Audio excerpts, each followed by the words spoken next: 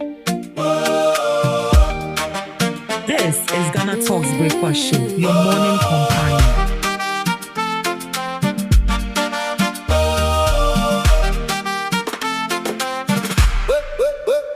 Wake up, Ghana, your morning star, right? Lose view. This is GhanaTalks Breakfast Show, your morning companion. From Accra to the world, we bring the fresh stories, fresh energy every morning, full of fire and glory. Rise and shine, come join the line. Your day begins when the voices align. GhanaTalks Breakfast Show. GhanaTalks Breakfast Show. Your daily dose, here we go. GhanaTalks Breakfast Show. GhanaTalks Breakfast Show. Only on GhanaTalks Radio. Turn it up and stay tuned for the talk that moves you and keeps your heart in tune. From the traffic to the trends, we got something for your day. Thank God it's Friday. It's a beautiful Friday morning, and you're welcome to the GhanaTalks Breakfast Show right here on GhanaTalks Radio. This is your morning companion, and this is also your favorite online radio station. You can carry along wherever you go. Remember that you're streaming live on Facebook at GhanaTalks Radio TV, on YouTube at GhanaTalks Radio, and also on X at GhanaTalks Radio. Do also join us this morning right here on the GhanaTalks Breakfast Show. This is the first segment and also the news review, and right here we bring you all the relevant stories making waves in the news and issues that matter to you every morning right here on the GhanaTalks Breakfast Show. My name is Ruth Esenam Fiagbadu, and I won't be doing this alone. I'll be doing it with Ms. Regina Bless and Ms. W. also.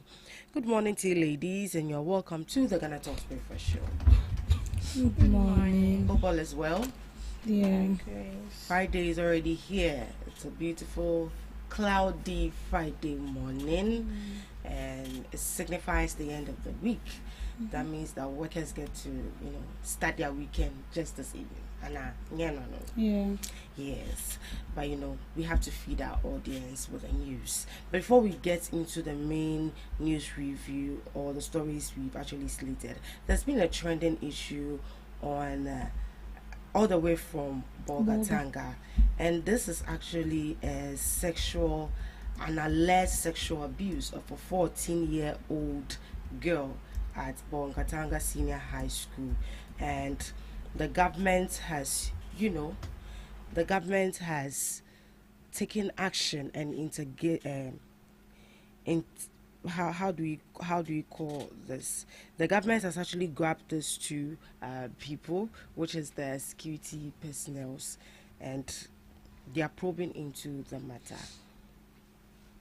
Sexual harassment again, or sexual assault, let me say it as such. Yes, sexual assault. And this said 14-year-old girl happens to be a special student, people with special needs, and the alleged security men took advantage of her. And my question is this the first time this has been going on, or this has been going on and now they've been caught? And it's like this is becoming a rampant issue in our secondary schools. If they are not caught on camera doing it themselves, then someone will have to report it, and the students involved are not reporting themselves. Miss Debbie. Yeah, it's sad. And when I saw it yesterday, I was like, "Whoa, what are the parents of this little girl going to do?" And then the trauma the lady will go through herself, because this is not one person. Two watchmen took advantage of her, and we know that persons with autism do not speak. They don't talk. I mean, they hear you all right. They can hear you speak. They see the signs and all that, but they can't speak on their own. So taking advantage of such a student is a pity one, and it's also very bad. And I'm sure they are going to take this on. You see, this is happening in our schools. I can't say that this is not ongoing.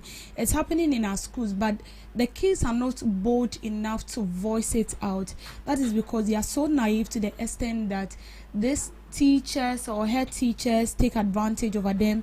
Was an instance where a head teacher was sleeping with students in a school, and after they get pregnant, he asked them to abort the child, and it got out of hand that the male student in the school had to react after he buried a let me say a 1-day-old baby.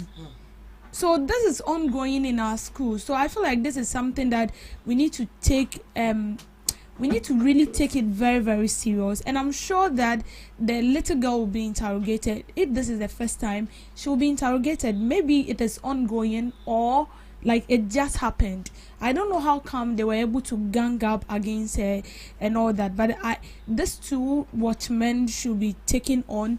They should be jailed. This is not. Yes, definitely. I know they will be jailed, but this jail term shouldn't be something that maybe 1 month and they are back home. No, every year they should reincarcerate them again.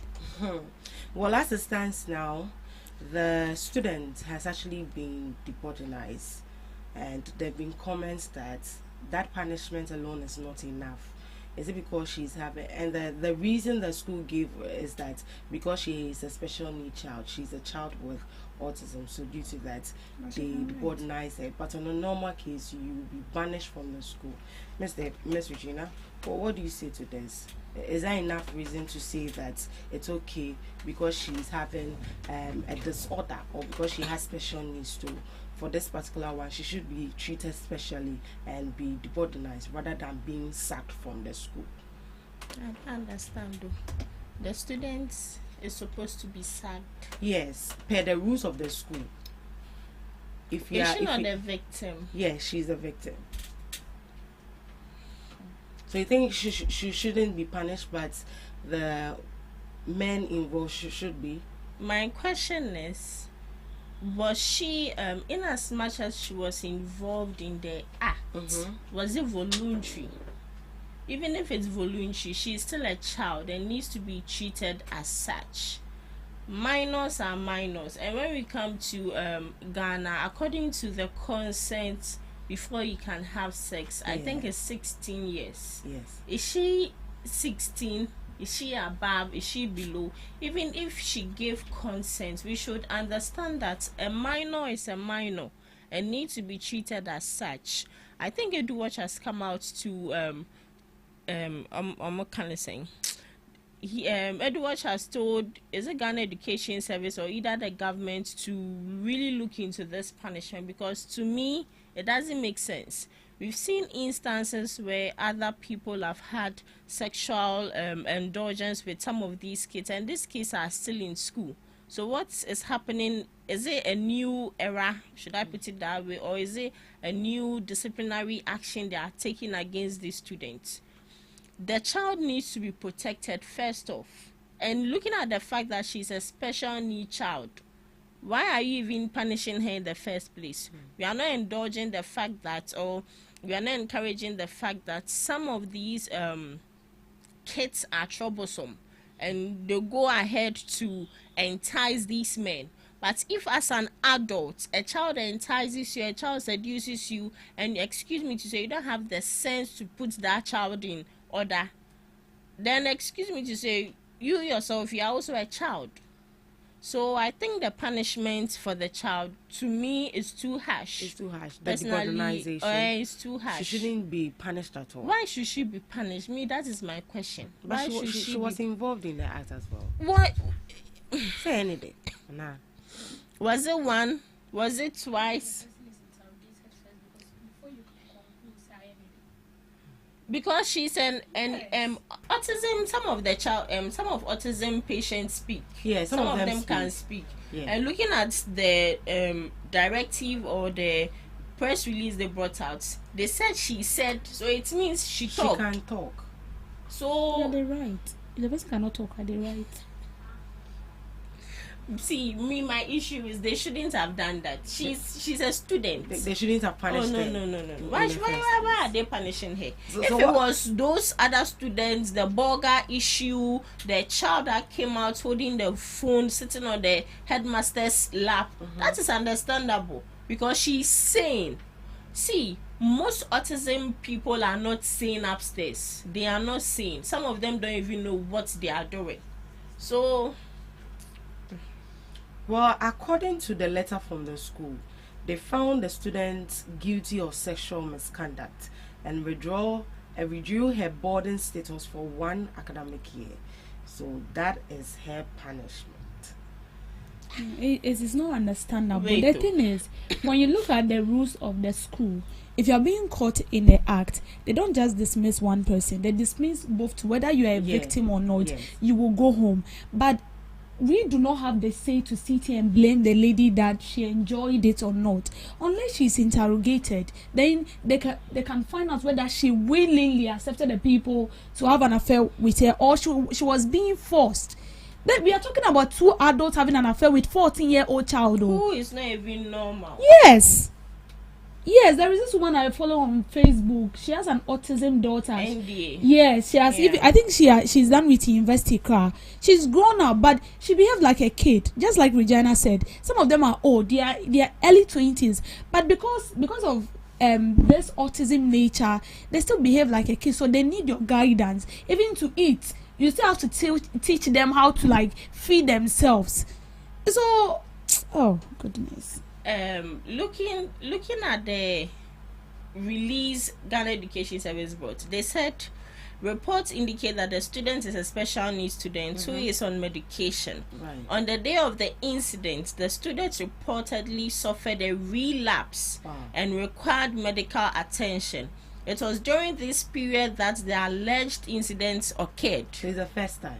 I'm sure. Looking at the statement. And relapse, she's not in her Right sense of mind. She's not conscious of whatever that is going around her surrounding. Yeah, exactly. No. Yeah, that's fine. So For you It's do not not good. you do not agree with the school for the fact that they even deportized her in the first place, because 14-year-old dear, she's still a minor. Well, let's wait for what GES is actually going to say about this particular issue. It's still a developing issue. the debodinization of it, where was it written? So Did this is- they bring another release? Yes. So according to EduWatch, a letter was issued by the school and they found the student guilty of sexual misconduct and withdrew her boarding status from 1 academic year. Have you seen the letter? I haven't seen the letter, but this is from Don't EduWatch. Yes, we understand the fact that some of these kids are troublesome. Yesterday, I was showing a video to Nabi where a 13-year-old child was twerking with her uniform online, and she has an 12. account. 12 years was twerking with her uniform, and then somebody was speaking about it, and he was like, "Parent, you have a role to play, and this account is not managed by the child; it is managed by an adult." And then whatever the child is putting out there, is it something that is good? We have educative content that you can even tell the child to put across. But talking at this age, what are you saying? You're rather exposing the child to harm. So we know that some of these kids are troublesome, but that doesn't even give you the go ahead as a normal, sane, thinking human being. To what? Into what men no so most of the mark and I say you should go and be having an affair with them. At least 1 or 2. Gang up rape. This is a gang up rape. That's serious. So EduWatch is saying that if the sanction was linked to the alleged sexual conduct involving the students and the adult employees of the school, the discipline action or finding and its consequences should be set aside and the students' educational rights fully restored. So they are also calling on GES to take a review of the kind of punishment that they've given to the students, because according to EduWatch, they are supposed to prioritize the protection of the students first. Right. So this is from EdWatch. So it's still a developing story. So definitely the Ghana Education Service and also GES is definitely going to respond to this, and we are going to know if the punishment is going to be reviewed or not. But just as Miss Regina has said, the protection of the child should come first. Right. Let's get into the rest of the news we have. 15 Ghana cedis KFC queues expose economic hardship among Ghanaians. Policy analyst and engineer Kosi Dede says the long queues at KFC during the 815 Ghana cedis anniversary promotion should make Ghanaians reflect on the current economic conditions facing ordinary people. According to him, the fact that many people were willing to spend several hours in a queue for a discounted meal could be a sign that many households are struggling with the rising cost of living and limited incomes. He argues that while some economic indicators may show signs of improvement, the real question is whether ordinary Ghanaians are actually feeling that improvement in their daily lives. However, the KFC queues alone may not necessarily prove that the economy is worsening.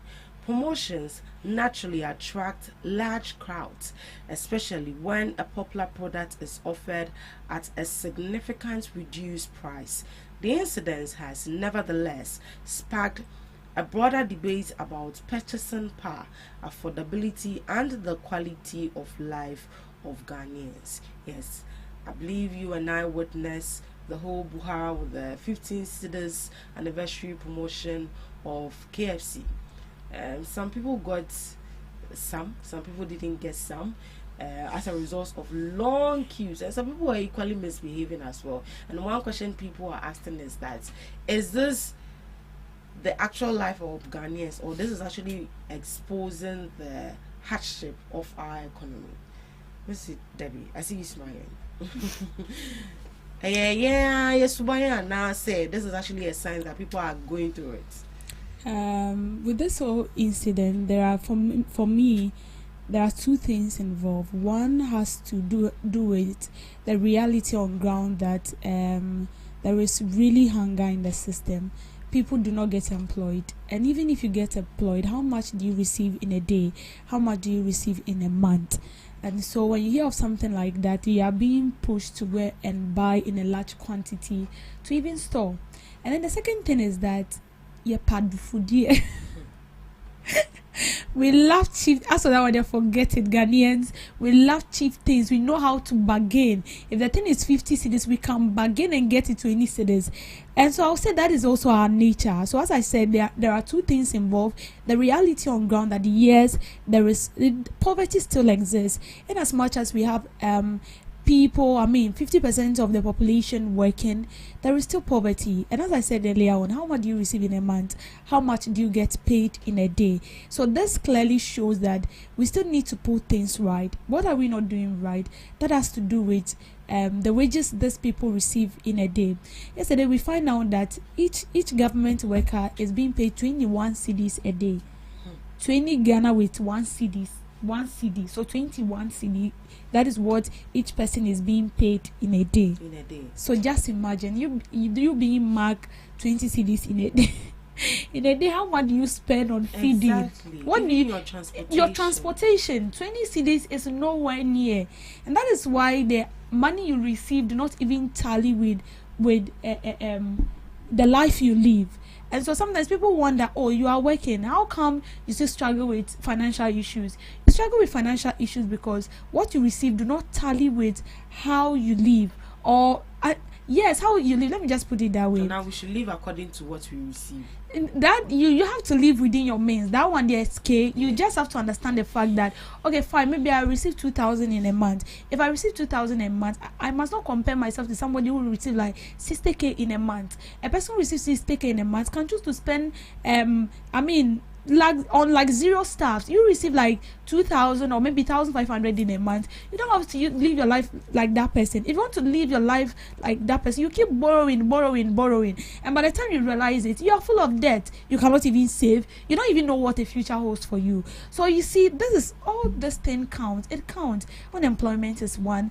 The finance minister told us that there is no poverty, but there are poverty. If there are no poverty, why should we see the youth? Did you see the video? It was, for me, I felt emotional. It was funny, it was sad at the same time. See the way people were struggling to the extent where one branch, they even broke the door of the entrance. Yes, of the entrance. And then we saw instance where they were using cane to whip people, like somebody's father, just because of 15 cedis. Come on, 50 cedis there, but for your whole lifetime, where are you kind? Someone have never enjoyed KFC before, because KFC on a normal basis, I think this one alone is 50 cedis. We have 50 cedis pack. Yeah. We have 100 cedis pack, and even when you get it, you can even get 30 cedis pack. Yes, you can even get it. But for all you know, someone have never tasted KFC before, and if this is 50 cedis, why not? And I learned some people even went there to sleep there. The night before the D-Day, they went to sleep there. And you see, people are drawing a different notion. I think sometimes we should pay attention to how we also behave, because it's not only Ghanaians watching. We have other African countries watching, other nations watching. When it happens like that, it makes them look as if there is poverty here and there is no food. And the truth is, there is poverty. I mean, you don't get to eat how you're supposed to eat. Do you know people do not even eat 3 square meals in a day? Some people eat like twice in a day, or maybe once in a day, because you need to manage. There are lots of things you need to pay: house rent, water bills, light bill, your personal stuffs. So if you don't manage how you eat, you end up running at a loss. So I feel like, yes, he's right. Right. And our leaders needs to do something about it. Right. Miss Regina, is this a reflection of hardship, or people were just taking advantage of a good promotion? Because you and I can attest the prices of KFC food. KFC is not expensive. You think it's not expensive? Oh. The last time we went there, how much did we get? It wasn't even up to, each person wasn't even up to 40 cedis. Yes. Yeah. So KFC is not expensive. And we have other brands. We have other luxurious brands like is it Chicken Man, Pizza Man that has the Gaiman? Yes. Gaiman food. Yes. It's saying 40 cedis or 49 cedis. You can't buy it. So I think with the issue going on, it's in two folds. It might probably be that they are hungry, and it might also probably be that they are just being normal citizens, enjoying whatever benefit that comes with it. And looking at the issue at hand, I wouldn't say most of these people are suffering, but there are certain occasions that goes on for you to feel, should I say, included, for you to enjoy life. Life is too short, so just enjoy it. Whether they are suffering, they are not suffering, at least they've enjoyed it. And I saw one video of a woman who had a car, and her car wasn't this normal car, it was an expensive car. And I was asking myself, so does it mean that this woman doesn't have 100 and something to buy KFC? She has it, because full or crown boy wedding. So this should tell you that they just want to feel normal. It is just something that is fun. And when you go on social media, a lot of people were having fun with it. So to me, I don't think it's economic hardship. Probably they were just having fun.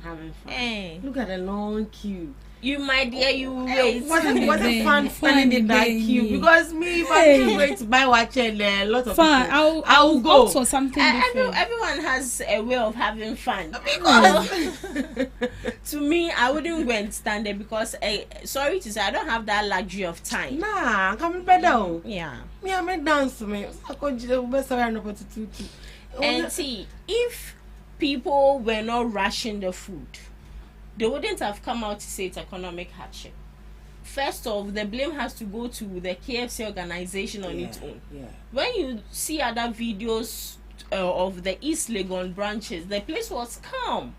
Obi koto anu efri ho, obi koto anu efri ho.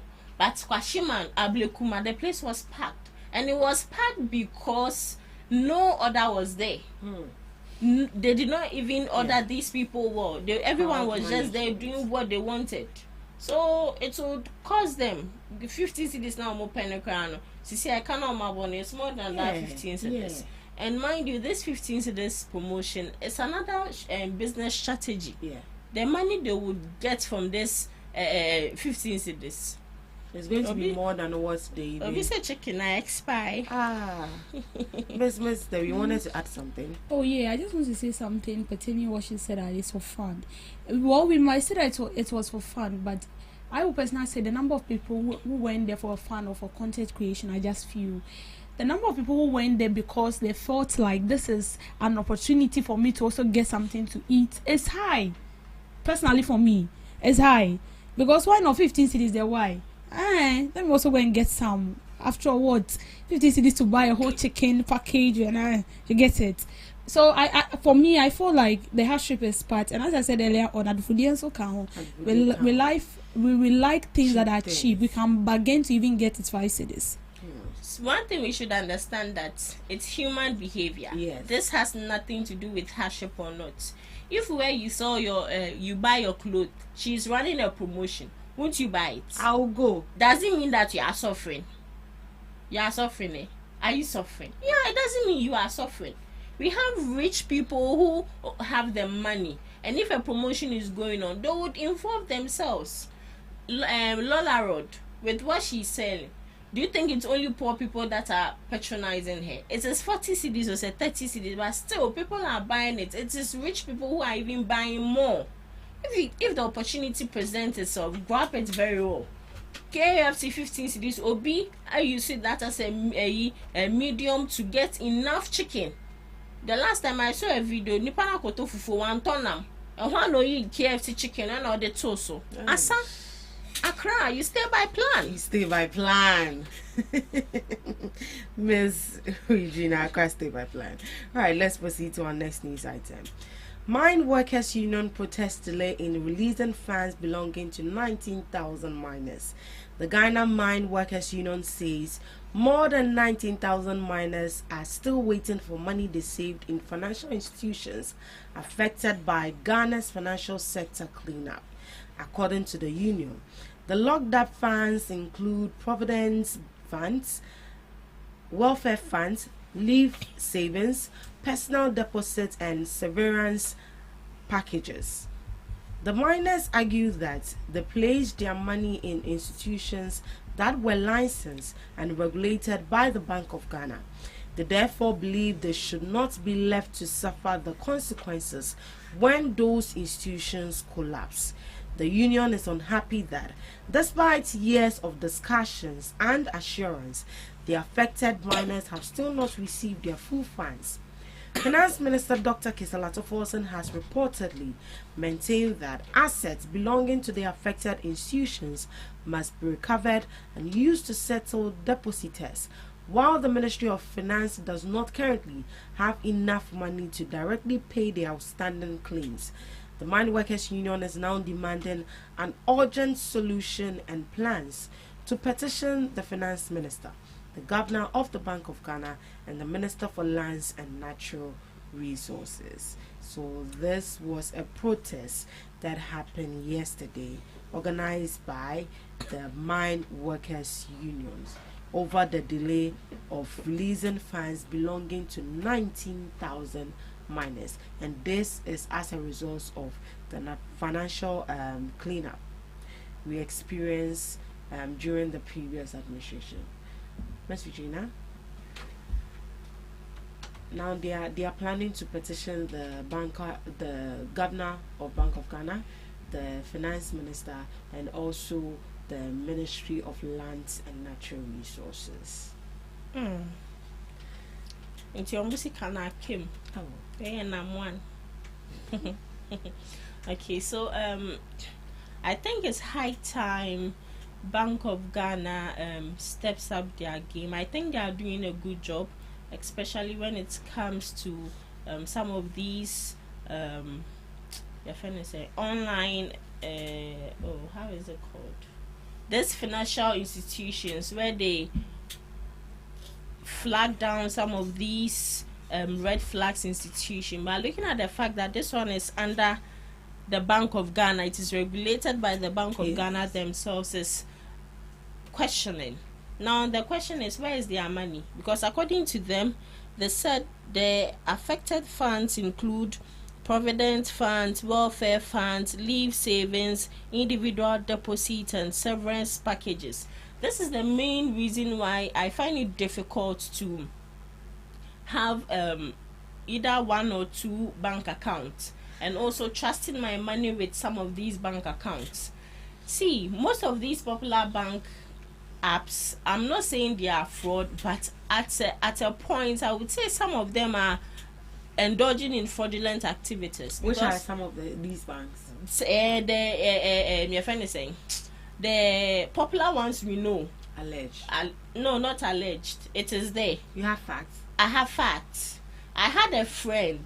I think I read it last month, and she was complaining of the fact that that bank stole her 1,000 cedis, and up till now she goes there, where's the money, they've not given her any tangible explanation. And I'm using that same bank, and I'm like, hey, so anytime I get money in the bar, I've withdrawn it, because I don't want any story that touches the heart. It's a very popular bank app. Now I asked there, because at that time every month they take some specific amount, so I don't know, whatever they almost say, is a credit card or maybe, probably, and all of a sudden that 1,000 cedis has vanished. 1,000 cedis is a lot. It's a lot. Now she asked what was the money used for, and no explanation was given, which starts to come in mind. Say most of these bank operators are into fraudulent activities. Tell me why a business owner has an account in the business name, and you be deducting money, and sometimes the deduction of money they don't know about it. Kwesi Official, the TikToker, he has had instance like that. He came on the TikTok app to complain about it. Nothing was done. So some of these bank operators, they are red flags. To the issue of the minors, they should do whatever possible they have to do. Even if they are supposed to go and sleep there, they should go and sleep there and get their money, because it's looking at Ghana's economy, it is not favorable to anyone.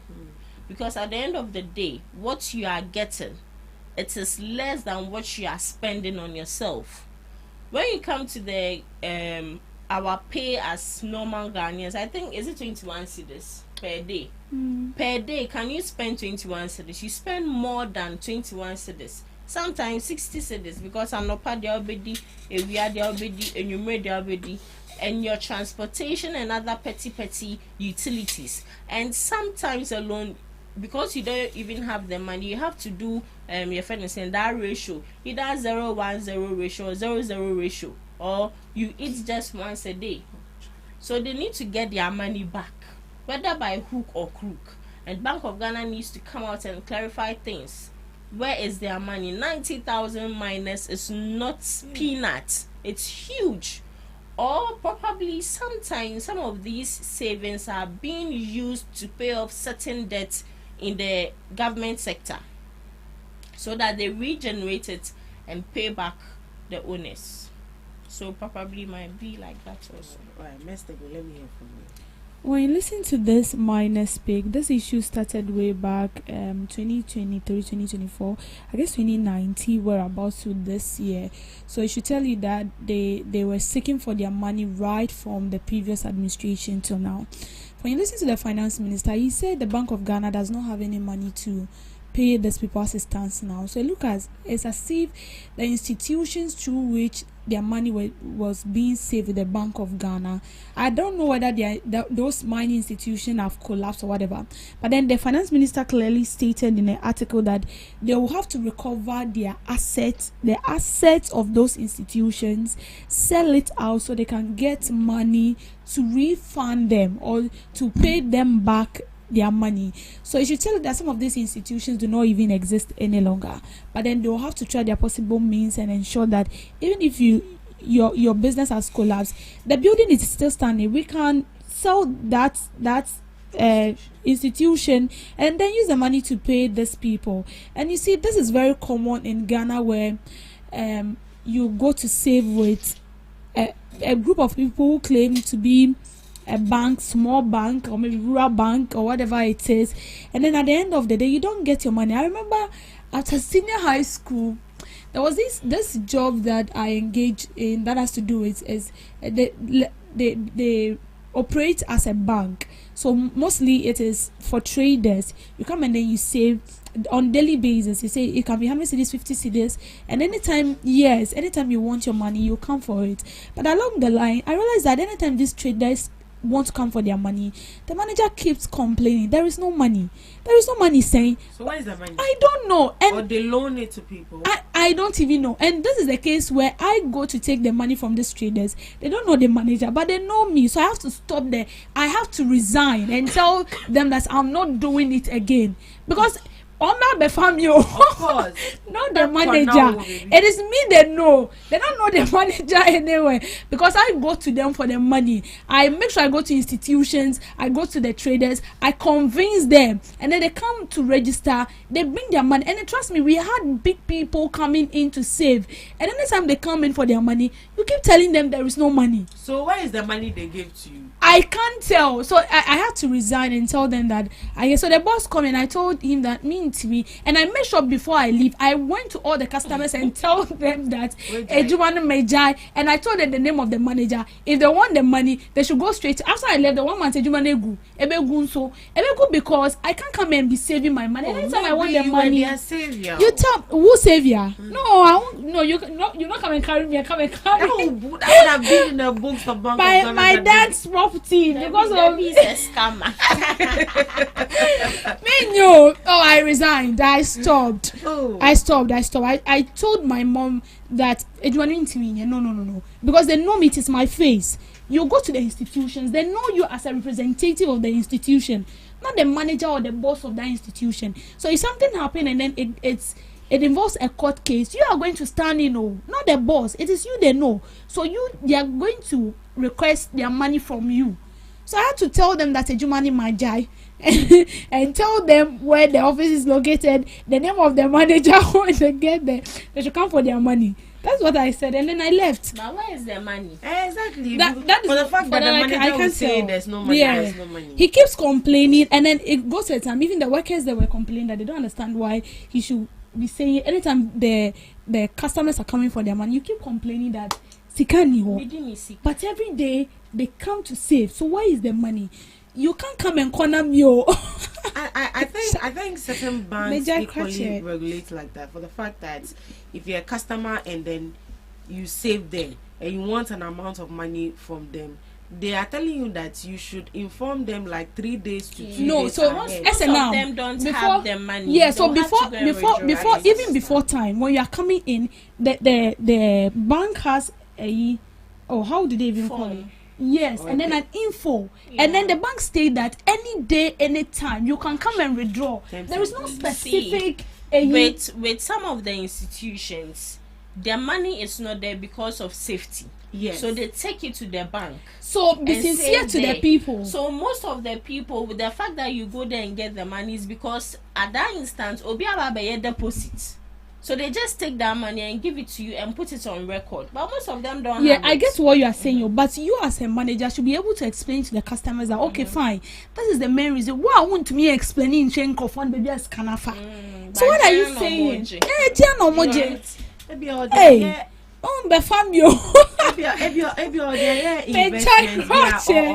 so just as she said, me too with that kind of investment, because like in fact I've been at that place before. I don't really trust those people when they come to you that BI from this institution, especially if that institution is not a known institution. Kaswa, some happened there where a financial institution they just vanished. Just like that. Now one is still in court. Up to now, be careful where you actually save. So it's very, very necessary. Be careful where you actually save your money. And it's surprising that these banks that are involved are not even taking responsibility responsibility or even communicating or nothing. They are not saying anything to these customers. And right now, the customers will have to pour their frustration on the Bank of Ghana, because the Bank of Ghana actually gave the license to these banks to regulate. Into banks now, Bank of Ghana never call. So at this juncture, the 19,000 workers are demanding for their money. Otherwise, they are going to send a petition to the governor of the Bank of Ghana, the Ministry of Lands and Resources, and also the last one, which one is the, and also the Finance Ministry, right? So if care is not taken, definitely there's going to be a development on this particular case. Thank you so much for joining us right here on the News Review. Up next, we have Today in History with Ms. Regina Bless.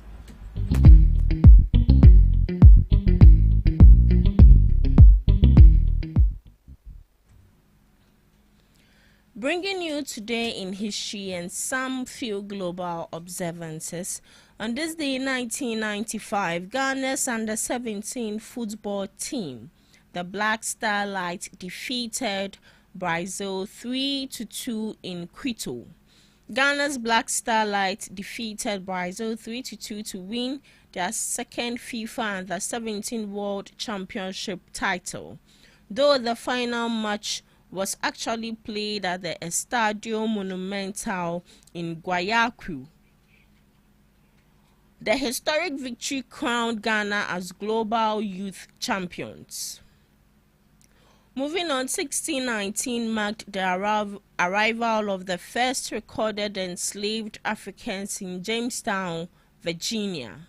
In late August, an engineer privateer ship named the White Lion arrived at Point Comfort, modern-day Hampton, Virginia. Rather than Jamestown itself, it carried 20 and odd captive Africans from West Central Africa who were traded into colonial leaders in exchange for food and supplies.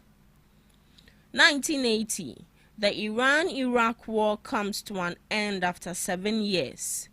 The Iran-Iraq War was actually lasted for nearly 8 years.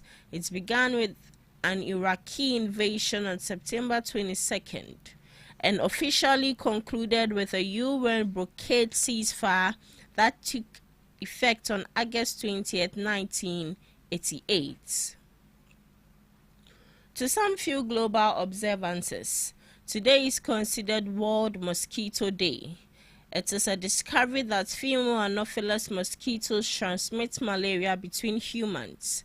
The annual observance raises global awareness about the severe health risk of mosquito-borne illness and highlights ongoing prevention and research efforts. Lastly, National Radio Day. To honor the invention of the radio, its cultural impact, and the broadcasters, DJs, and staff who bring news and entertainment over the airwaves. And that's all for today on Today in History and some few global observances, live on GhanaTalks Breakfast Show. Thank you so much, Ms. Regina Bless. Up next, we have Debbie's Girl. Welcome to Debbie's Girl, where we talk about issues that matter to the state, void of politics, fear or favor. President John Dramani Mahama has announced that the first 700 housing units at the Saglame affordable housing project are expected to be completed and commissioned by March 2027, with a total of 1,500 units targeted for completion by the end of 2027. President Mahama made the announcement during a tour of the Saglame housing project on Thursday, August 20, as work continues to complete the residential community after years of inactivity. The president said efforts were underway to address challenges that had affected the project, including the theft of electrical cables and other infrastructure. He assured prospective homeowners that measures were being put in place to prevent such incidents from recurring and urged interested applicants to prepare and take advantage of the homes once the official registration process begins. Meanwhile, the CEO of of LMI Holdings property developer Kojo Eduhien said critical infrastructure works are in progress across the estate. He said the works included underground cabling, clearing of overgrown vegetation, and the provision of reliable water infrastructure. He disclosed that the state will be equipped with internet connectivity to ensure that residents have access to essential digital services. The Saglami Affordable Housing Project, located along the Accra-Cape Coast Highway, has remained largely unoccupied for several years. Despite the completion of several housing units, the government has subsequently renewed effort to complete and operationalize the project as part of measures to expand access to affordable housing and address Ghana's housing deficit. This was from President John Dramani Mahama yesterday. He announced that the Saglami housing project will be completed by the end of 2027. Now, this project started way back, and the initiative was brought by late President John Ivasata Mills of blessed memory, and it was continued. It was acted upon during the first term of President John Dramani Mahama. Don't forget that the first term was actually completed. He completed that of Jonathan Mills' term. Yes. So he take on the project. They started the project. The initiative to address the housing deficit was meant to deliver 5,000 affordable housing units on 300 acres in the Papam Greater Accra region. So about 200 million was expended, and around 1,506 units were partially completed. So the work started in 2017 after the change of government. The main reason, or the reasons that were cited, were funding and contractual challenges. So the project stalled due to funding issues and contract problem. After 2017, the new administration, that was the NPP, raised allegations of corruption and embezzlement.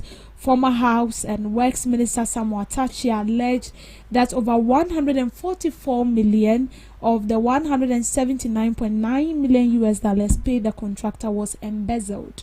And also litigation issues, lack of essential services. All these were issues that were being mentioned by the previous administration as to why they didn't touch the Saglami housing project at all. Now the president is saying that by the end of next year, 700 of those projects will be completed, and they're doing that because they want to reduce the tension when it has to do with accommodation issues in Ghana. Now, you and I know very well that accommodation issues in Ghana here is a headache for everybody. It's a headache for the adults, for the youth. In fact, it's a headache for a child as well. Now, when it has to do with you going to rent and all that, as I said, it's a very big headache. But it looks as if all the governments, all the leaders we have previously, including the ones we have currently, do not really think about the accommodation issues. President Mahama earlier said that he's going to ensure that they will partner with private institutions to build more houses so that we, the citizens, do not struggle to get a place to lay our head. This is very necessary because you will not understand what it takes for you to go out there to rent unless you are in the shoes of the ordinary Ghanaian who go out there to rent. You will not really feel the impact if you have your own house, or maybe you are staying in a house that was being built by your parents. That is a different issue. But in a case where you go out to rent, you will truly understand what I'm saying. The landlords and the landladies we have of late do not take 1 year advance, in as much as the rent control has brought out a directive that every landlord or landlady, for you to charge or take money from the tenant, maximum should be 6 months. Maximums should be 6 months, regardless of the amount you are supposed to pay. It should be 6 months. But the landlords and landladies here in Accra, it's a different issue. They take 2 years advance. Whether you are paying 500 a month, whether you are paying 600 a month, whether it is 1,000 cedis you are paying a month, even as low as 200 cedis or 250, they are taking 2 years in advance. They don't care where you are going to get the money, whether you are going to steal. It's none of their business. What they want is 2 years. And you see, the main challenge here is, if you are taking 2 years and then you are maintaining the house, you are renovating the house, it's a different issue. Sometimes you go to rent and you see this agent will send you to a place where there is no ceiling, basic amenities like a toilet where you can ease yourself, they don't even have it.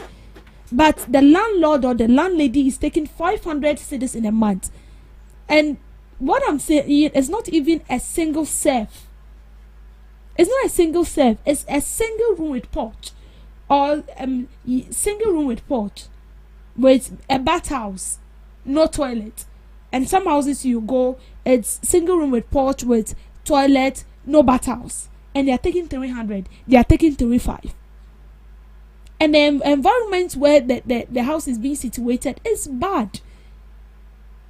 And these landlords or landladies have the capacity to speak how they want to, because they feel like you and I, we don't have an option.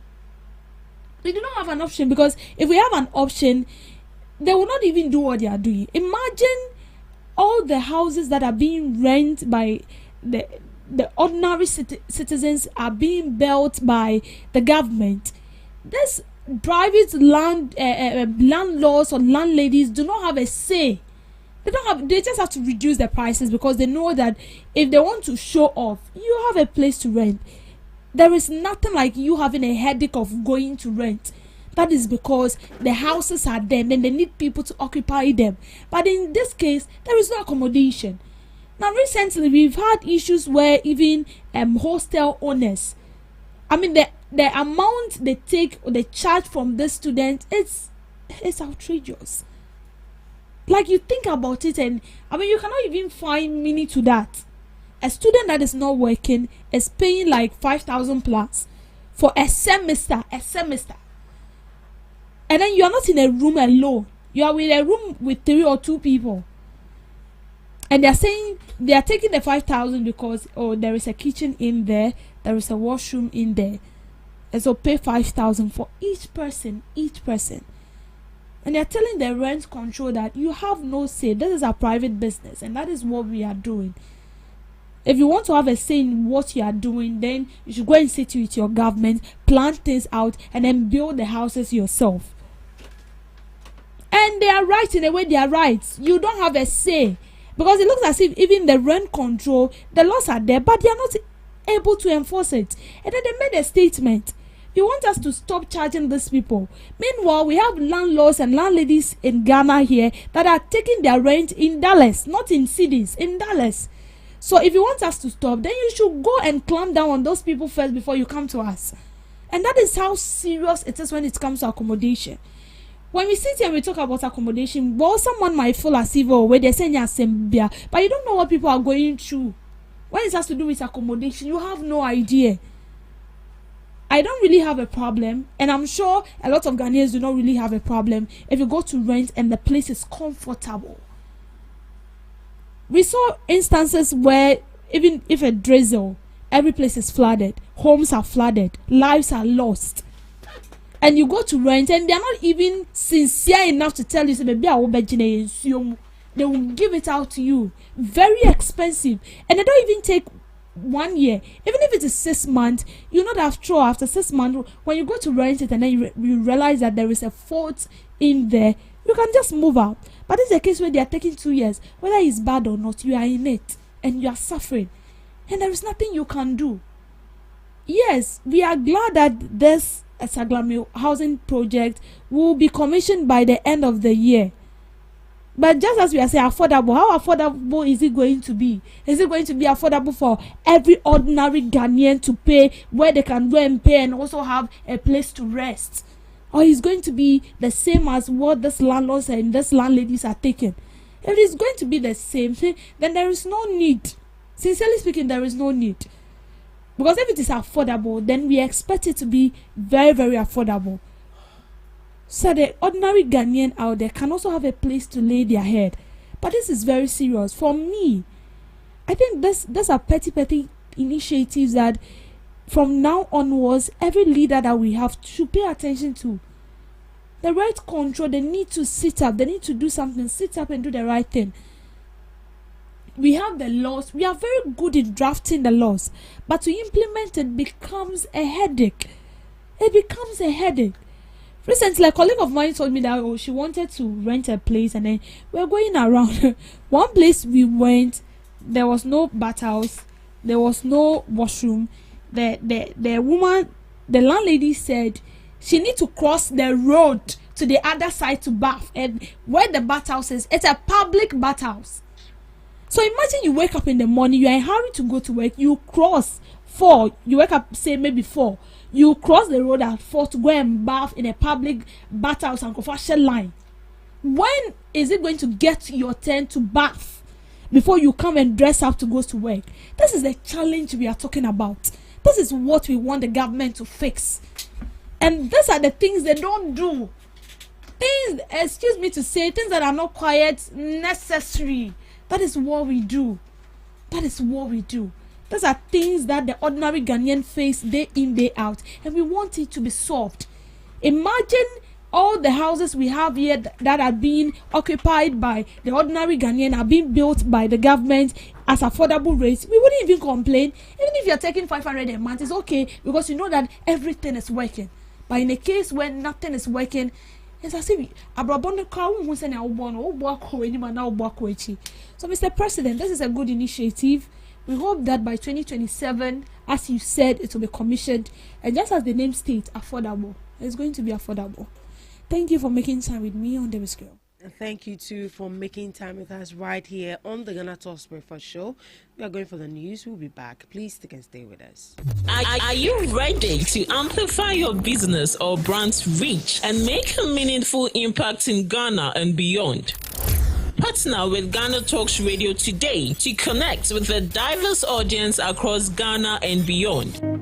Elevate your brand through on-air promotions and social media. Boost your brand during prime time. With GhanaTalks Radio, you can extend your reach across digital platforms. GhanaTalks Radio is not just a station, it is a community hub where your brand becomes part of the conversation. Join us in fostering connections, celebrating culture, and making a lasting impression. For customized sponsorship packages and enquiries, email contact@GhanaTalksRadio.com or call +233 202 544614. GhanaTalks Radio, giving the youth a voice.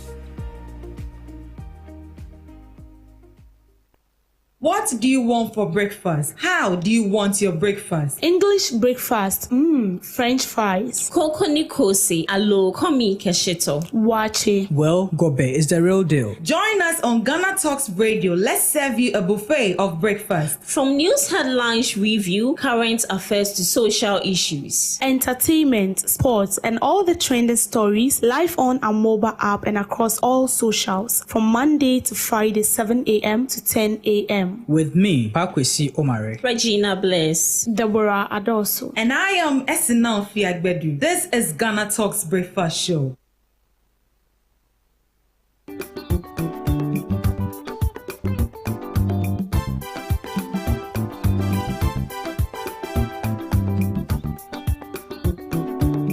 Ghana Talks Radio, wo UK abrochimemu era from Ghana mu ha the sound system which spinning machine papa every amana ne aba begu oman Ghana mu ha enti se we ye a year we ye engagement we ye wedding we ye birthday party political parties are mo ye rally some we ye sorry mo ye crusade so we bo carnival or any kind of event now we pe spinning machine papa a boa sound no mu e de dia ene me kanfo GTR sounds e de emawo ya wa live band nso a woto nsa e de frenya ye betimi ababeboa ama wudwumedi a wudie nso atimi aye kama pa ya wo enkan poponi mantemo anya aponchi hotel e pepepe e na ye butuo odi ane se wo be frɛ empanifo e wo 0546960510 GTR sounds e mu de angaza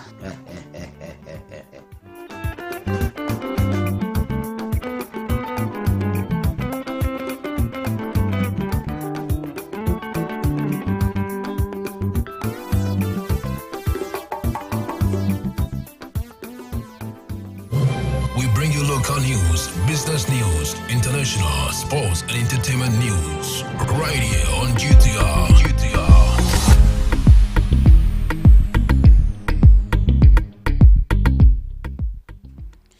Hello, good morning, and welcome to the morning news update on Ghana Talks Radio. Coming up this morning, first 700 homes at the Saglame Housing Project to be ready by March 2027. 1.447 billion energy debt paid off as reform save government. 750 million. Also in the news, Public Utilities Regulatory Commission. New headquarters to strengthen utility regulation and service delivery. Arise Ghana demands stronger action against galamsey, and also expired beverages and food products seized and destroyed in Tatali. We've got full details on these stories and more others coming up shortly.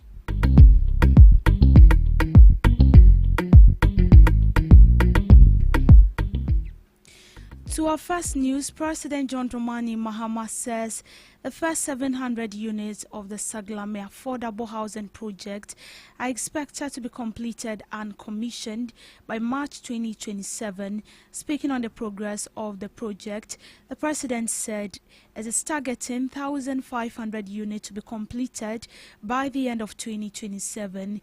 He noted that the housing project forms part of effort to address Ghana's housing deficit and provide affordable homes for citizens. Yes, you have all heard the good news, and so I'm not going to overemphasize what has been said. You can see the beautiful montage behind me. This is how it's going to look when you come back at the end of next year. As the developer said, 700 units by March next year we'll be able to commission, and another 1,000, actually total of 1,500 by end of next year, by December next year. This was a vision that was started by Professor Atamils, and I came and continued it. Unfortunately, when government changed hands, there were some issues, legal issues, and the new government said they wanted to investigate, and so in the meantime the project stalled.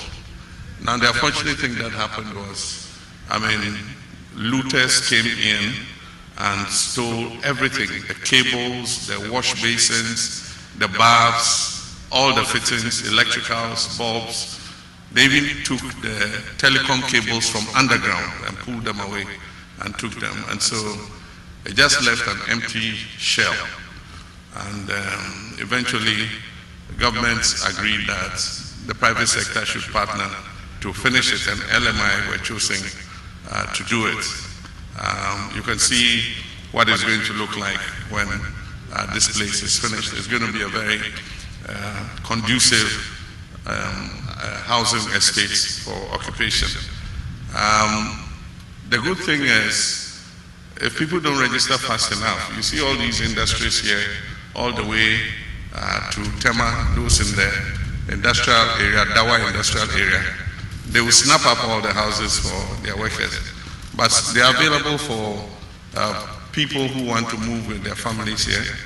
And so when the portal is open to register those who are interested in purchasing houses, I'm sure that many Ghanaian workers and other persons who want to live in a beautiful estate like this would register. All the things that were said are going to happen because Government has made a significant progress in stabilizing the energy sector through debt clearance and key cost-saving reforms. Speaking on the sector's performance, Minister for Energy, Mr. Abdullahi Jinapor, disclosed that government has cleared about 1.47 billion in legacy energy sector debt. A strategic shift from liquid fuels to gas-fired power generation has saved the country an additional $500 million customers. According to him, renegotiations with independent power producers have resulted in savings of 250 million. This measures are part of government's broader effort to ensure financial sustainability in the energy sector. Of such national importance, and I congratulate you most warmly on this significant milestone. Let me use this occasion to reiterate without equivocation government's full support for the Commission and its statutory mandate. I may tell you some secrets. I was spokesperson to then Vice President John Dramani Mahama, and the PRC was struggling financially. And I know what Nanaya quoted to ensure that you get the money that you are getting today to complete this building. It wasn't easy. You had to go through a lot of consultation, consensus building. Government has taken decisive steps to restore financial viability, stability, and confidence in the sector. We have so far cleared about $1.47 billion in legacy debt alone. We moved substantially from liquid fuels to gas-fired thermal plants. In 1 year, we saved $500 million from import substitution, moving from liquid fuels to gas, and that is quite significant. But more important, and a couple of weeks ago I was listening to my brother, when they are not happy with me, they don't call me comrade. But when they're happy with me, they call me comrade. So when they are not happy, they come to my office and I say, comrade, they say, oh no, you're not part of us. And the Public Utilities Regulatory Commission has commissioned a new headquarters aimed at strengthening utility regulation. The modern facility is expected to enhance the Commission's capacity to monitor, regulate, and respond to challenges in the energy and utility firm. Speaking at the event, Public Utilities Regulatory Commission Executive Secretary Dr. Shafiq Suleiman said the new office will improve operational efficiency and provide a more conducive working environment. At the onset, I wish to express our profound appreciation to the President of the Republic of Ghana, His Excellency John Dramani Mahama, for the honor for his intended presence at this ceremony. Honorable Minister for Energy and Green Transition, there are moments in the life of an institution that deserves to be remembered. Today is one of such important moments that we are celebrating, and it is the transition into a building that we can proudly call our own. This building complex represents a significant investment in the future of utility regulation in Ghana. It has been designed to incorporate modern systems and facilities that are responding to the evolving complexities in the regulatory sector. This new PRC edifice reflects the Commission's long-standing integrity, a representation of selfless commitment on the part of the past and present staff. The building is an epitome of the success chalked in maintaining a financially viable utility sector over the past 1.5 years. Over the last 3 decades, PRC has grown from an institution primarily associated with tariff reviews into one that shapes the financial and operational landscape of Ghana's electricity, water, and natural gas transmission sectors. As the sector experienced rapid transformation, utility regulation has equally evolved. This new building complex has therefore been purposefully designed to support the evolution of utility regulation. Within this facility, we have a modern boardroom, conference spaces that are intended to strengthen stakeholder engagement, state-of-the-art training rooms to support continuous professional development, electricity and water meter laboratories intended to enhance quality assurance, an ultra-modern real-time monitoring room to improve regulatory visibility among the contemporary office facilities designed to foster operational excellence. Honorable Minister, Chairman General, staff, and ladies and gentlemen, permit me to express my sincere appreciation to the President of the Republic of Ghana for his effort in strengthening public institutions, including the PURC. I am equally grateful to the Honorable Minister for Energy and Green Transition, Honorable Dr. John Abdullah Jinapor, for his leadership in advancing reforms within the utility sectors. To the Honorable Minister for Energy and Green Transition, your regime and astute determination in keeping a financially viable power sector have led to a tremendous improvement in cash flows to the sector players, including the PURC, which has in turn led to the full payment for the cost of this building. Let's give him a round of applause. The cash waterfall mechanism is working, and all thanks to the minister. I wish to also express our appreciation to the current board, Chairman General, board members. The civil society organization Arise Ghana is calling for greater commitment in the fight against illegal mining. Leading member Selom Dramani said the group is deeply concerned about the environmental damage caused by illegal mining, particularly the pollution of rivers and other water sources. He noted that despite previous interventions, the menace is threatening public health, agriculture, and access to clean drinking water. The organization is urging stronger enforcement of mining laws, accountability from state institutions, and sustained public education to end the practice. Lord, to you for the question you asked about GhanaTalks. Because sometime in 2024, we staged a protest at the 37 about GhanaTalks. That GhanaTalks poses existential threat to the good people of this country. As we speak now, scientific research done by some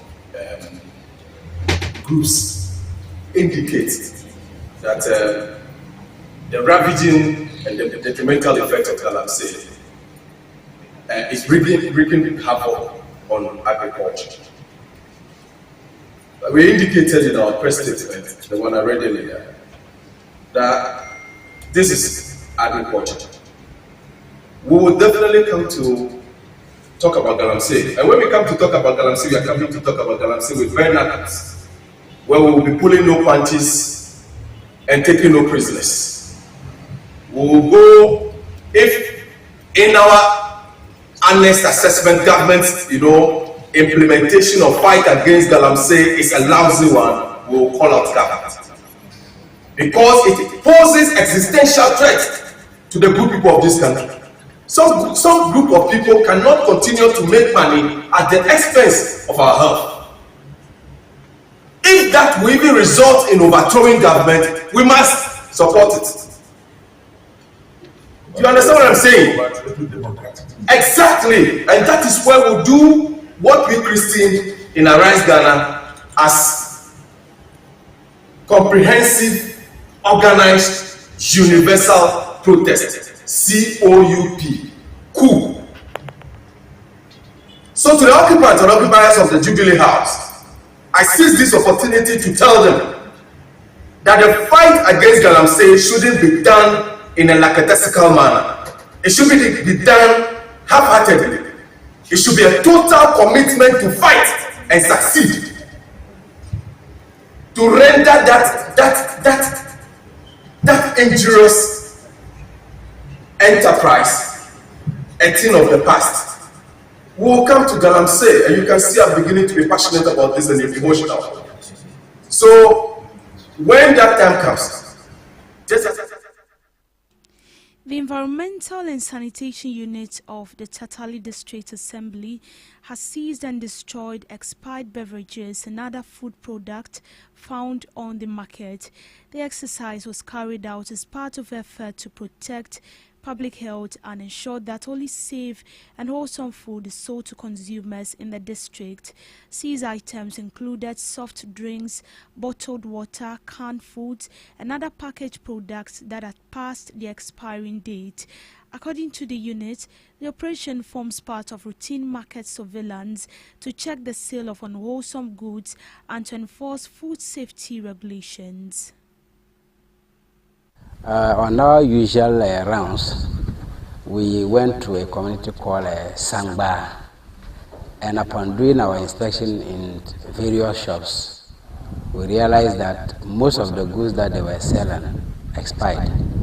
So on that basis, we confiscated those that were expired and we brought them to the assembly. Because per the Public Health Act, it is unlawful to sell food unfit for human or public consumption. So based on this law, that gave us the authority to confiscate these expired products.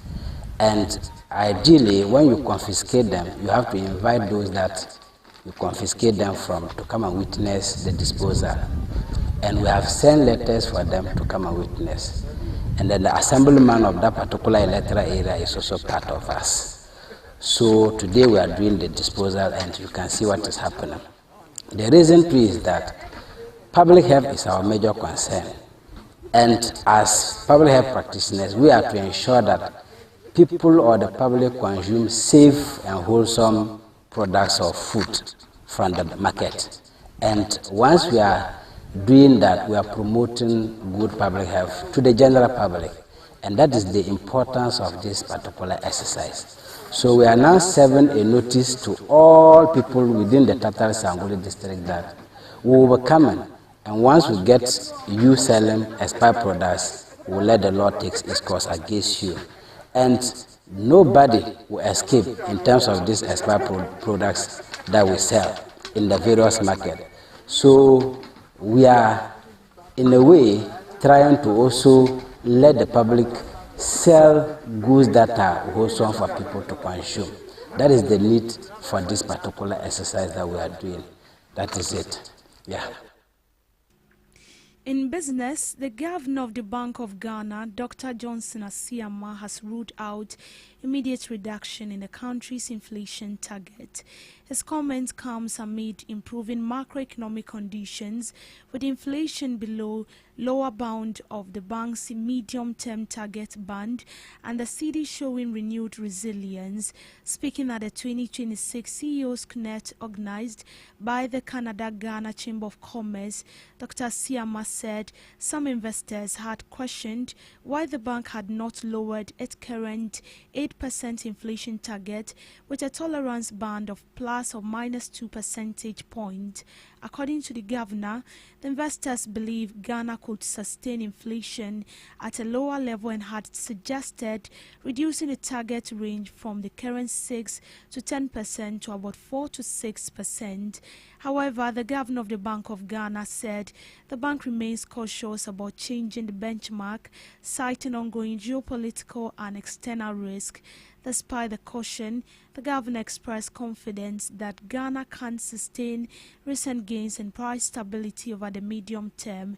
Dr. Asiama said the immediate priority for the bank is to consolidate the country's macroeconomic gains rather than adjust the inflation benchmark prematurely.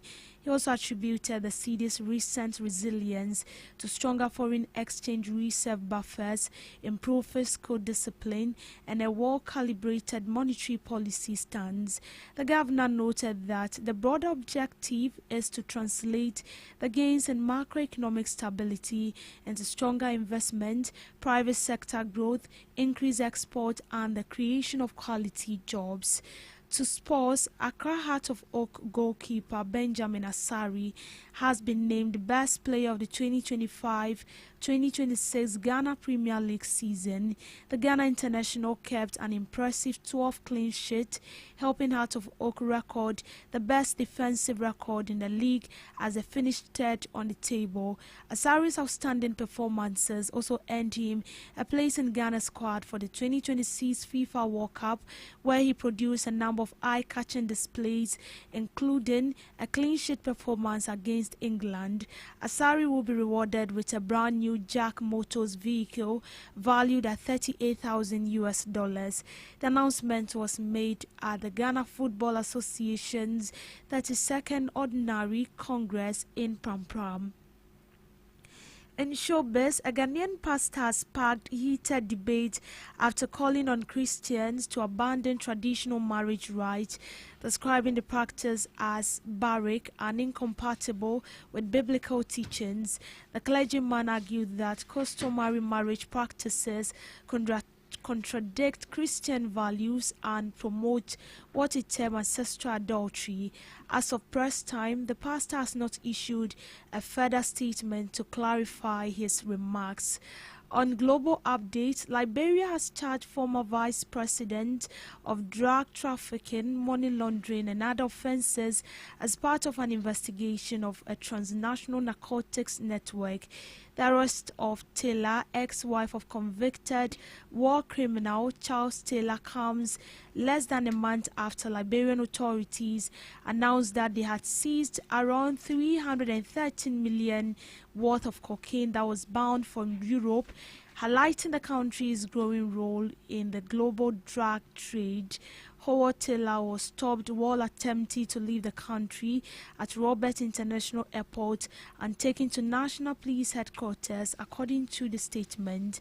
The charges against her also include unlicensed importation of controlled substance, criminal solicitation and criminal conspiracy, the statement revealed. Kabina Janan, who represented Howard Taylor, told Reuters that after meeting his client, officials noted him of plans to charge her. Authorities have also charged in absentia 3 alleged members of the network, 2 Croatian nationals and a Ukrainian national, and the statement said the government will seek their arrest through domestic and international legal channels. Taylor served as vice president under the former President George from January 2018 to January 2024. And that's a wrap on the morning news update. Thank you so much for making time with us. As usual, do want to log on to all streaming platforms at Ghana Talks Radio for more news updates. I am Deborah Dosso. Do have a good morning.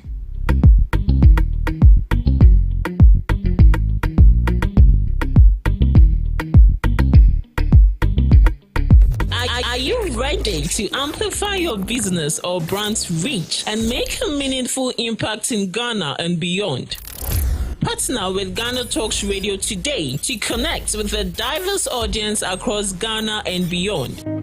Elevate your brand through on-air promotions and social media. Boost your brand during prime time. With Ghana Talks Radio, you can extend your reach across digital platforms. Ghana Talks Radio is not just a station, it is a community hub where your brand becomes part of the conversation. Join us in fostering connections, celebrating culture, and making a lasting impression. For customized sponsorship packages and enquiries, email contact@GhanaTalksRadio.com or call +233 202 544614. Ghana Talks Radio, giving the youth a voice. What do you want for breakfast? How do you want your breakfast? English breakfast, French fries. Koko Nikosi, alo komi kesheto. Wache. Well, Gobe is the real deal. Join us on Ghana Talks Radio. Let's serve you a buffet of breakfast. From news headlines review, current affairs to social issues, entertainment, sports, and all the trending stories live on our mobile app and across all socials from Monday to Friday, 7 a.m. to 10 a.m. With me, Pakwesi Omare, Regina Bless, Deborah Adoso, and I am Esinal Fiagbedu. This is Ghana Talks Breakfast Show.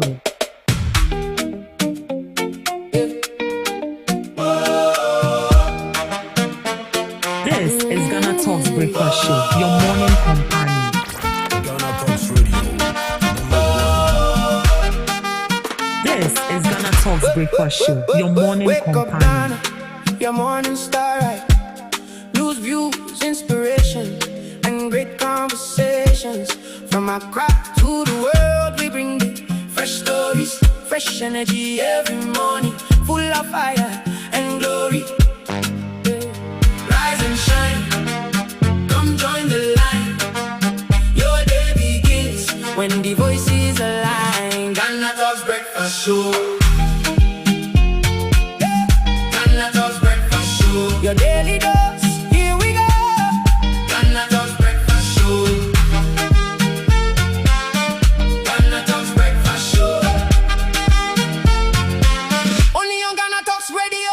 Turn it up and stay tuned for the talk that moves you and keeps your heart in tune. From the traffic to the trends, we got something for your day. Every voice, every This vision. is GhanaTalks Breakfast Show, your morning companion. Rise and shine, come join the line. Your day begins when the voices align. GhanaTalks breakfast show. GhanaTalks breakfast show. Your daily dose, here we go.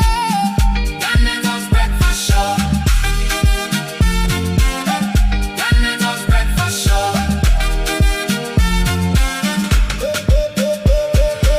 When you see cause on there, where the spark inside the flame, from the first light to the last mile, stay with us a while.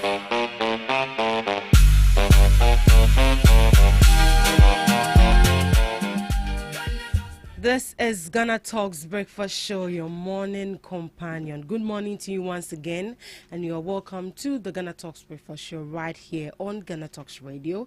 This is your favorite online radio station. You can carry along wherever you go.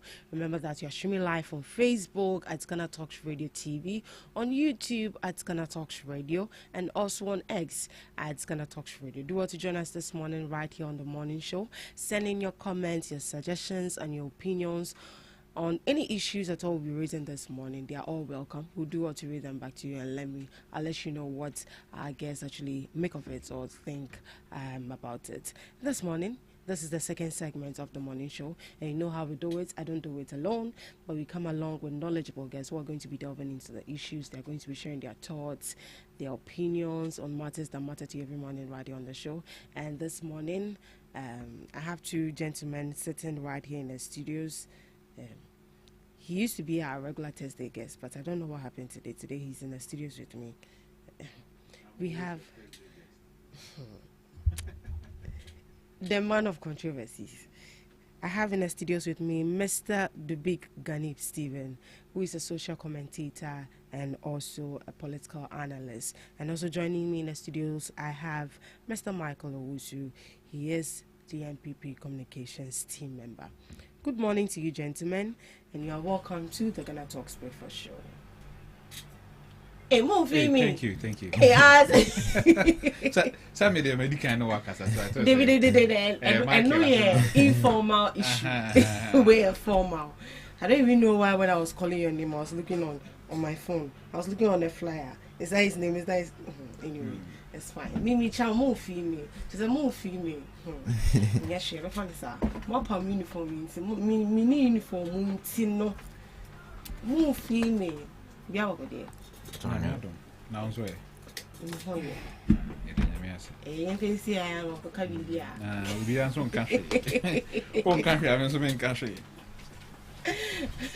Michael, it's good to have you in the studios. Yeah, thank you very much. Yeah, right. Mr. Dwick. Yes, ma'am. You were actually supposed to be here yesterday. But because of nationwide power outage. I think if you had moved the studio to my place. Why to your place? Because I had light. Throughout? Yes, throughout. Were you not affected? The light, everybody was affected. Michael, were you not affected? Yeah, I was affected. The light came. This one, yeah, lens. At my place, the light came around 7:40 something. Hey, normally you told me 8. But normally the show starts at 8:30. What is the time now? 8:31. So you could have started at my place. You could have just moved these things and everything to my place. So it will be at the comfort of my home. But you are affected. Because I think a large number of people were actually affected. Yes, of course I was affected. But if the light had been on here around the time that it came at my place, I would have been here yesterday. Anyways. Because I had laced my boot. So have you all laced or it's still laced? No, it's still laced. It's still laced. Yeah. Maybe that many braces are done I'm shoe. Or show no. Many braces done I'm shoe. ECG should do better. It's not ECG, it's Greco. They should do better. Because this is affecting businesses. ECG added bonnet. Because for some time our life has been stable, but certain times it's not stable at all. And yesterday, to me who say it affected a lot of people. Those that are working with lights, like us. We couldn't work yesterday. And we the barbers too. The barbers as well. Yeah, and a tailor for any tailor for. So please, we are urging the government to actually do something about this. We are begging them. Right, let's get into the issues. But this morning, before we delve into the main topic for discussion, Sadviko, why are you smiling? Come because Mike and a car buying a wet into one canna.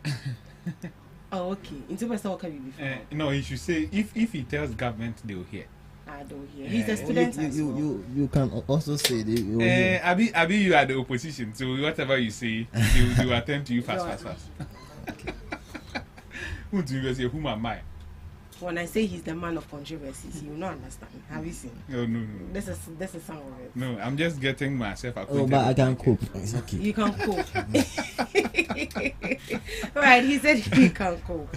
You see, you've distracted my No, I'm just getting myself acquainted with Michael. With Michael? Yes, as we do it all the time. Have you? We've never met before, have you? Yeah, we've never. He's a cool guy. He's a cool person. We are all cool people. You can actually beat him. And when I say beat him, not emphatically you beating him, like literally beating him, but you get it. Also, while lazy, you should mind less more lazy. There be and yes, I shoot on my lazy. I shoot them on farm. Shoot on my lazy and run and the man shit. Let's let it be.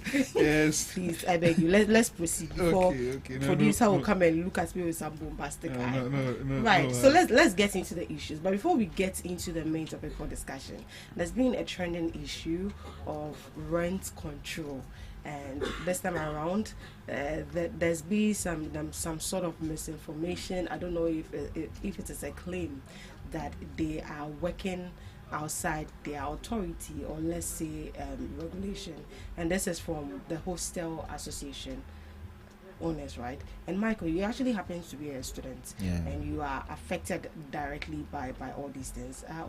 What can you say to this? Okay, thank you very much for this. And then one thing I would like to say about this is that when it comes to crisis and pertaining to hostel issues, it's something critical the government must pay attention to, and then I think they are doing it. But me personally, my problem is with the hostel managers. Yeah, because students for no, they see us say we have money. Meanwhile, we all know that university are in Yakobi. President Mahama Adaroma or reduce fees and I say no fee stress policy. And it's my then. But then say call level 200, and I say because hostel normally start from level 200. Now say OJ 8K for a year, 3 in a room, 2 in a room. I know shit. So students have been complaining, especially students in UCC, Legon there is very serious, but then UCC rent control has been there. Students have been complaining, the student leaders, the SRC president, and then the rent control finally came to our school. When they came there, it was something very different altogether. And then to some parts, others were comprehensive, and then in Tokabiamba, and they've listened, and then some of the hostel managers are saying that they are going to reduce the price. Others are still standing at where they are. So this is a serious problem. But I think that if the rent control has taken a step, and then some hostel managers are still saying that amongst the surprise and they are not because almost are buying unfunded media. Then I will say, you see, I'm buying something in Sashim. The police or the law must work. Because here lies a case whereby the rooms that we find ourselves in the invested, no. I'm not condemning the room saying say room no and baby I was in the part, but then room no price and a room no the state of the room. It's not matching. It's not matching. Because you can come to Accra here, you get a chamber and hall for maybe 300 cedis or 400 cedis per month, and then you rent for 2 years. Sikana Ubenyano for 2 years, no. Let's say maybe 8,000 or 10,000. That one is for 2 years. But here lies the case where in university you're in a single room with like 3 people, and then you're paying 10k, 8k, 7k for a year. It is very serious. You're a student, and then not that we went to school to sleep. We went to school to go and learn. And then when we go to class, why should we be why should we paying huge amounts of money at where we will sleep? Until the idea I was say hostel rent control for can was not say hostel man is for some or say buy no so or making sure say law no because May 19 2026 and I may say officially rent control TC come say I'm check hostel prices in universities hona assembly serious, but then I did more some of them understood the more here. So now that's the problem on board in the universities right now.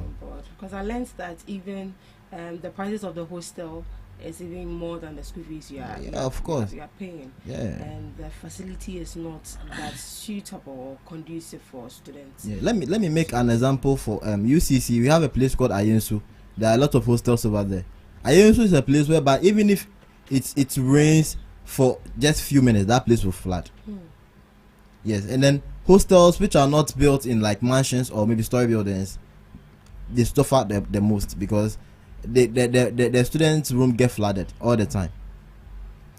Laptops, phones, beds all get flooded, and then students are left out. Students are worried all about it, and they think the school should assist them or help them in something. But the case is that the hostel managers for no one. If me, I think show me your crampa, they will know say as now mobile day where you crowd also know that place is a waterlogged area. If we are to dive into it very well, that's what we will notice. But then you for non to aside, you can't about price. So if students are facing all this and then they are still paying 10,000 for a room. There is a hostel at UCC called Paparazzi Hostel. One in a room is 18,000. One in a room. And you're like alone there. Yes. It's 18,000 Ghana cedis a year. And what does it come with? It comes with a room, a single room, a bed, kitchen, and toilet and bath. That's all. No fridge. No fridge. You bring nothing. You Air just condition. not okay. In some cases, you get air condition. You get air condition. But basically, it's just the bed, the kitchen, the bathhouse, and then the washroom, the toilet, and then that's all. Right, Mr. Dubik. Yes, ma'am. The hostel managers are complaining, and that it looks like the rent control commissioner is working outside his jurisdiction, and his responsibility or his role is to regulate the chamber and hall self-contained, the 2-bedroom, and then so on and so forth, because they are working with the license. So the rent control commissioner doesn't get to dictate to them which price they should actually be taking to the students, but should rather be the responsibility of the Ghana Tourism Authority. My problem with that assertion is that the tourism authority will grant you the license. The Ghana Standard Board will come and then inspect the place and see if it is up to standard. But the laws that governs rent in this country is in the purview of rent control, and that law has existed since the 1960s. And yet by Amanra. You get it. My problem with these hostels are how they even get the accreditation to operate as hostels. There are some of these hostels who don't even have windows in some of the rooms. Yes. There are no windows. Yes. So who gave them accreditation? I think that we as a state should make it a cautious effort that universities, before you get students to come live in your hostel, whichever university that your hostel is closer to must come, the housing department of that university must come inspect your hostel every semester, even before the student comes in. So if there are problems, you sort it out before the student comes in, or before they approve students to come and rent in your hostel. It shouldn't be independent that you just sit down and you be looking for hostel and then somebody say, oh, hostel maybe the how. If you are looking for hostel, you should apply to your school. Then your school will now refer you to a hostel. So in as much as you pay directly to the hostel, the school must also aid you as a student in finding a better accommodation, which we are not doing. All we do is that, oh, me back to school, my go pay hostel, man, then we go, then it becomes what do you call it? Survival of the fittest. If you can pay more, you get a hostel. If you cannot pay, you get a cheaper option without windows. We can't operate like that. So if you're a student, if the university admits you as a student, and then they think that you think that you would need a hostel, probably if you're living around Medina already, and then you are a student of Legon, you will not need to go to the hostel unless you want it. So what you do if you are living at Ablekuma, Awushi, and you want to move to Legon campus, what you do is that you apply to the school. There's my budget. Find me a hostel. But does it even work like that? It can. It doesn't work like that, but that is how it's supposed to be. To avoid all these things. So if your hostel is not up to standard, the university will not refer students to your hostel. You get it? If your hostel fees are out of the school range, the school will give ranges to all the hostels. Maybe if you have these amenities in your hostel, you charge from this amount up to this amount. If you don't have these amenities, you charge from this amount up to this amount. Because they are partners of the universities. Without the schools, without the students, they cannot live in the hostels themselves as owners. You understand? So if you are partners, there should be a collaborative effort to make sure that the well-being of the students who live in your hostel is taken care of. You can't just be greedy and say, oh, the rent control doesn't have jurisdiction in here, so they don't have any rights to do whatever they are doing. Rent is under the control of rent control. If you think I'm lying, read their laws. You understand?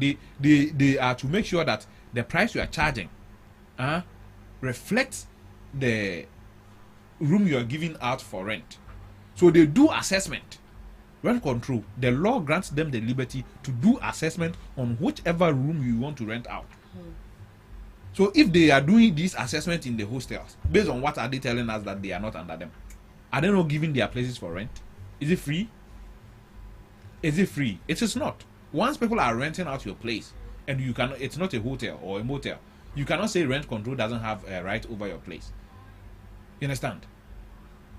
So I don't get what they're saying. And the other time I heard I think their association president saying that why is he not going to East Legon to enforce these laws there? That is, excuse my language, like a very useless talk. Because if I decide to live at East Legon, it's a choice. It is a choice that I want to go and live at the East Legon. But a student who had admission in Legon, that one is not a choice. So he chose to come to school, but why he leaves can't be chosen, because that student cannot live at Ablekuma or Kaswa and be going to Legon every day. So he or she has no option than to move closer to the school. You understand? So to even try to juxtapose the prices at Legon with the hostel prices, the prices at East Legon with hostel prices doesn't make sense to me at all. Well, they are saying that they work with a different regulatory, and the rent control is supposed to go and regulate the single room and chamber and hall apartments, and that kind of this kind of arrangement is not meant for them, because they are operating privately, and they are working as the way they'll give it as like a hotel or a guest house, and it's a license that is given to them, but not just. How are hostels operating as hotels? That is from I think the leader of the hostel managers. You can give us, you can do us a favor and just Google difference between a hostel and a hotel. Do us that favor. Let Google give them the distinction that they need to hear, and afterwards you tell me if what they operate there can be termed or can be put in the same bracket as hotels. I rent a place for 3 months and you're telling me it's a hotel? Or you operate like a hotel? Right. So the main difference is that a hotel offers private rooms with personal bathrooms, while a hostel focuses on budget-friendly shared dormitory rooms with beds and communal space. So that is it. So how is this the same? And hostels cost much lesser because you share a room with other people, whilst the hotel costs more because you pay for your own space and privacy. How is this the same? How are they putting themselves in the same bracket with hotel? A hotel, if you rent a hotel and there's something going on in your room or there's something you don't like in your room, you can do what? Call them to come and then fix it. Right? Yeah. In the hostel, can you do that? No, they don't even mind you. Can you do that in your hostel? Oko that hotel na Bob share when they fix it Bob no. Hotel no. Hostel na want to know what to top Bob be share. Nah, we better what they know they be sure. So is it what they are saying doesn't make sense? And what about the light and then the water fees? You pay them differently, or it's all included? When it comes to the lights, every student, maybe 2 in a room, has a meter, so you buy your own light. Sometimes, in some cases, water is for free because they use borehole. Yes, and then even with the 1 year, it's not 1 year, it's not 1 year. We went to school on the 5th of January, and then we vacated officially in July. So that is 7 months. So not up to 1 year. So their 1 year is 7 months. 7 months. Their 1 year is the academic year. Yes. That they are going by the academic calendar. Yes. So if you come back, if you come again, you are paying another 18,000. Another money. So you get it. These people are just greedy. These hostel people, they are just greedy. Imagine, you see, I always do this calculation. In real estate, the structure that you put there, if it doesn't bend, there's no earthquake for it to collapse. It's going to be there for years. So even if you invest $1 million in building a hostel or $2 million in building a hostel, and you decide that every year I'm deciding that I'm going to make $10,000 or close to okay, let's say every year let's make it $50,000 out of what I've built. Within 20 years, even less than 20 years, you recoup your capital and make profit. Right. But Mr. Dubik, we've seen videos of how the Rent Control Commissioner is going about this whole issue of hostel managers and owners reducing their prices. Do you think he's going about it the right way? Because he seemed very aggressive. Oh, you want him to be sober, calm, and say, oh, me pamacho, it won't work. It will not work if he tries to be sober. We've had this law in our book since the 1960s. So. Yes. Did you even know that you can call the rent control to come and assess the place you want to rent before you give it out? You give it out. Did you know? You didn't know. So if I come to your apartment and you tell me, oh, this apartment is 1,000 cedis, so I can call the rent control. Oh, I want to rent an apartment. Can you come and then assess it?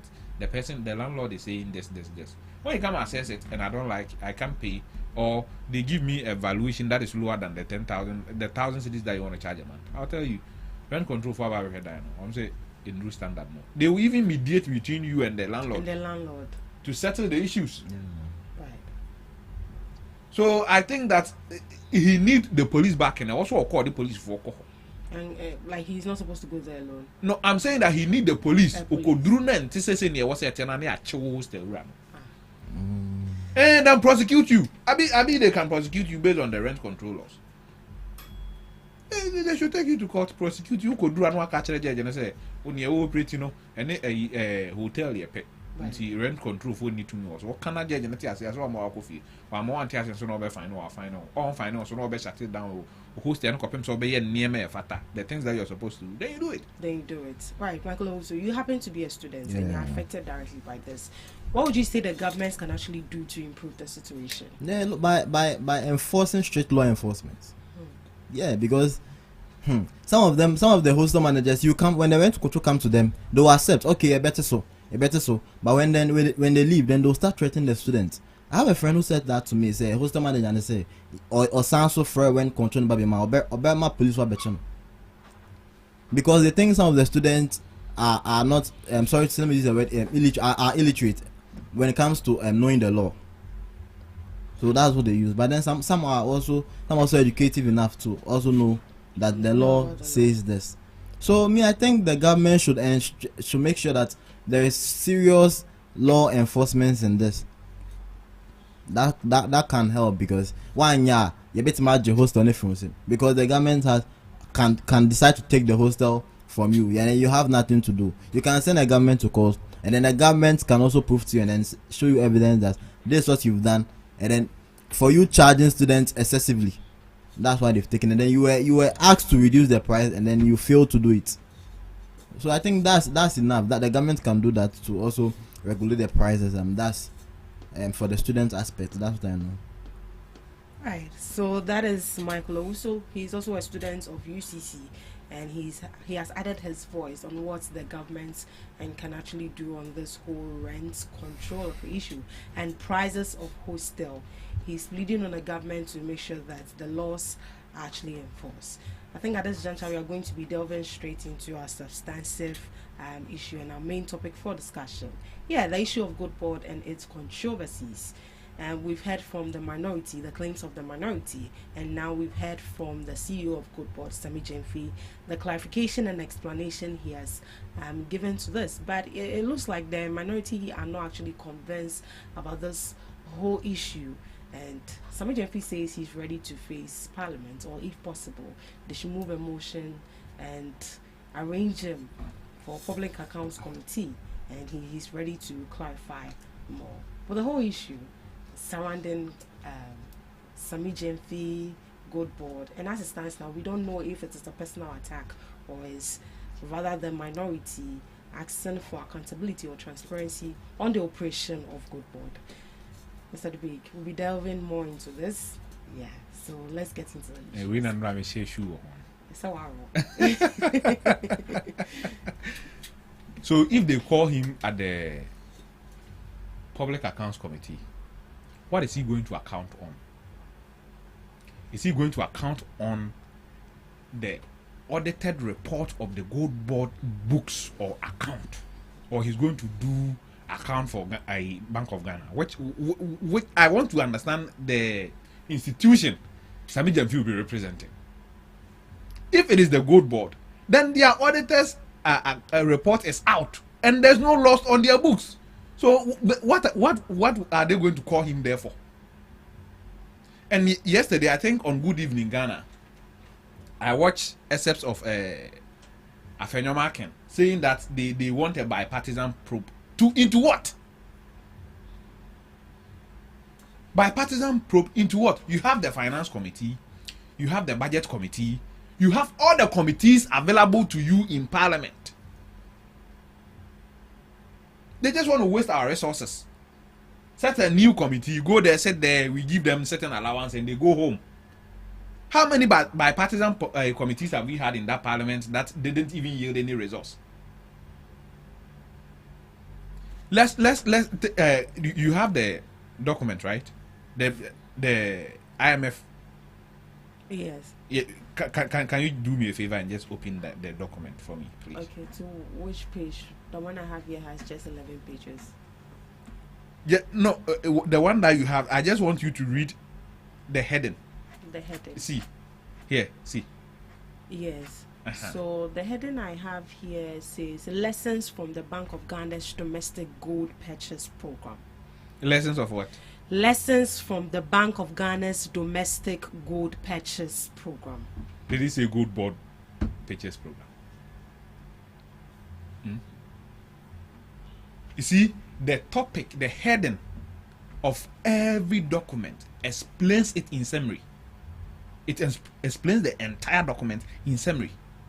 This whole argument of gold board is based on paragraph 13. Do you have can you get there for me? Paragraph 13. Page 10.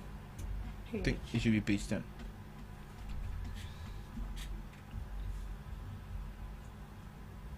What I have here is how do you say, graphs. Okay. Let me read it. I have it. Right. DGPP operations have generated significant losses for the BOG. That's the heading for that paragraph. Yes. losses in 2024 were equivalent to almost $400 million, 0.5% of GDP. Yes. 1/3 of which were related to G4O. Do you know what the G4O is? What does it mean? Good for oil. Good for oil. In 2025, there's a significant scaling up of the DGPP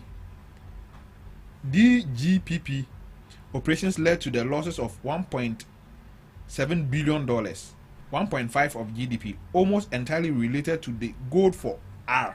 Reserves. This amounted to the loss of 17% of the value door of gold sold by the bulk, BOG. Sold by who? Bulk. Losses accrued on gold trades are a combination of service and asset fees paid to Gold Board. It Yes. means that the BOG employed Gold Board and they paid them for it. So if you employ me, this is the entire basis of Afenyomakin's argument. If Bank of Ghana employed Gold Board to purchase gold for them, and then they went to sell the gold and made losses, can you blame Gold Board for that? The contract Gold Board relied on to purchase these gold for Bank of Ghana was a previous contract they inherited from the PNMC, signed under their administration. So what is the fuss about? In 2024, you made losses and bought just 11,000 tons of gold. Somebody makes losses, 1.7 billion, and buys over 100 tons of gold. Do the calculation. The probables. If somebody bought more and incurred 1.4 billion, you bought less and incurred 400 million. Multiply the 400 million by the number of gold that has been bought. You get the point I'm making. When you send me to a commandant to go and buy tomatoes, and you tell me if you go and buy the tomatoes for me, I'll pay you per box. I'll give you a commission on every box, 50 Ghana cedis. And I come back with your tomatoes. You gave me money for 20 boxes, and I bring your 20 boxes, and you pay me my commission. And you keep the tomatoes in your room to the point that it starts rotting before you go and sell it. And you make losses. Can you blame me for the losses that you made? Can you? You see, if this is not personal attack, I don't know what it is. So you're saying it's now as a personal It is. attack? It has always been a personal attack. If it is not, I don't know what it is. Is Bank of Ghana, the governor of Bank of Ghana, is he not a Mahama appointee? Yes. Is he not an NDC appointee? Yes. If they wanted to criticize the NDC administration, why are they not criticizing the person who actually made the losses? They can criticize the Bank of Ghana, and it will hit the NDC the way this is supposed to hit the NDC, because the Bank of Ghana governor and the board of directors of Bank of Ghana are all appointees of the current administration. So if genuinely you want to criticize their operations to make the government unpopular, but not an individual unpopular, then the right place to channel your grievances is to the Bank of Ghana, not the Gold Board. Because Gold Board did their job and got paid for it.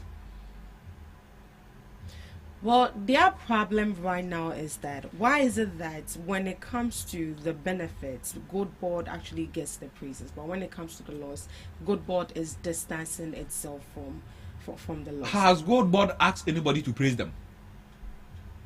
Have you heard that Sami Jamfi came out and said, "Oh, praise us for the way the city has appreciated"? Sami Jamfi came out. The only time he said something to elaborate what he has done was the timely manner of which he set up the office, and after they audited his books and he made surpluses, right?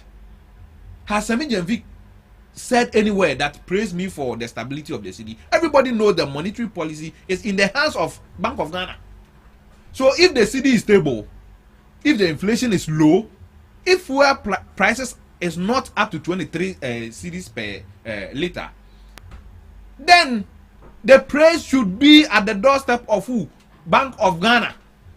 You see, until recently, I think until March, Gold Board was operating under Bank of Ghana.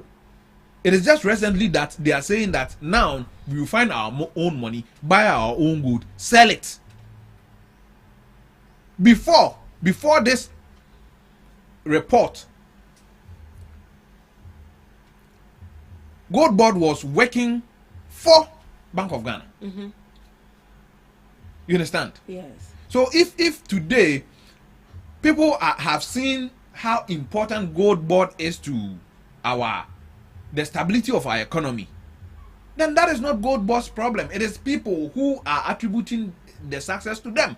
Because it is obvious that without Gold Board, we couldn't have been where we are. Because PNMC, when they were doing the same gold for oil, gold for reserves, did we see this resource? Did we? The city was still 17 cities. One breath, they are saying gold for reserve is Baumia's brainchild. When there's losses, they are looking for Sami Jemfi to pin it on. I'm not here to speak for Sami Jemfi, but the whole issue is that if you want to do a fair criticism, the person that you have to criticize is the Gold Board. It's the Bank of Ghana and not Gold Board. And even with that, you know why they can't criticize Bank of Ghana? They know within themselves that Bank of Ghana is not a profit-making institution. You understand? Mm-hmm. Bank of Ghana is supposed to incur cost to stabilize our economy. Can you put value to the kind of stability that we have now? We were going for every year we went for Eurobond, $3 billion, came back, paid interest on the loan that we went to take just to stabilize the city. Have you heard NDC or the Bank of Ghana going out for a bond? So if we can find our own means, incur cost, it is accounting cost, not economical cost. Though. You understand? This cost is accounting cost, and they even said exchange rate has caused it. Okay, so let's say this: if you had if your phone is valued in dollar terms, $10,000. In 2023, when 2024, when CD was around 16, 17 CDs, how much is it in CD terms? 170,000. 170,000. If that same $10,000, the value of the dollar remains on your phone today, it is no more the 170,000. Do you know how much it is? 110,000.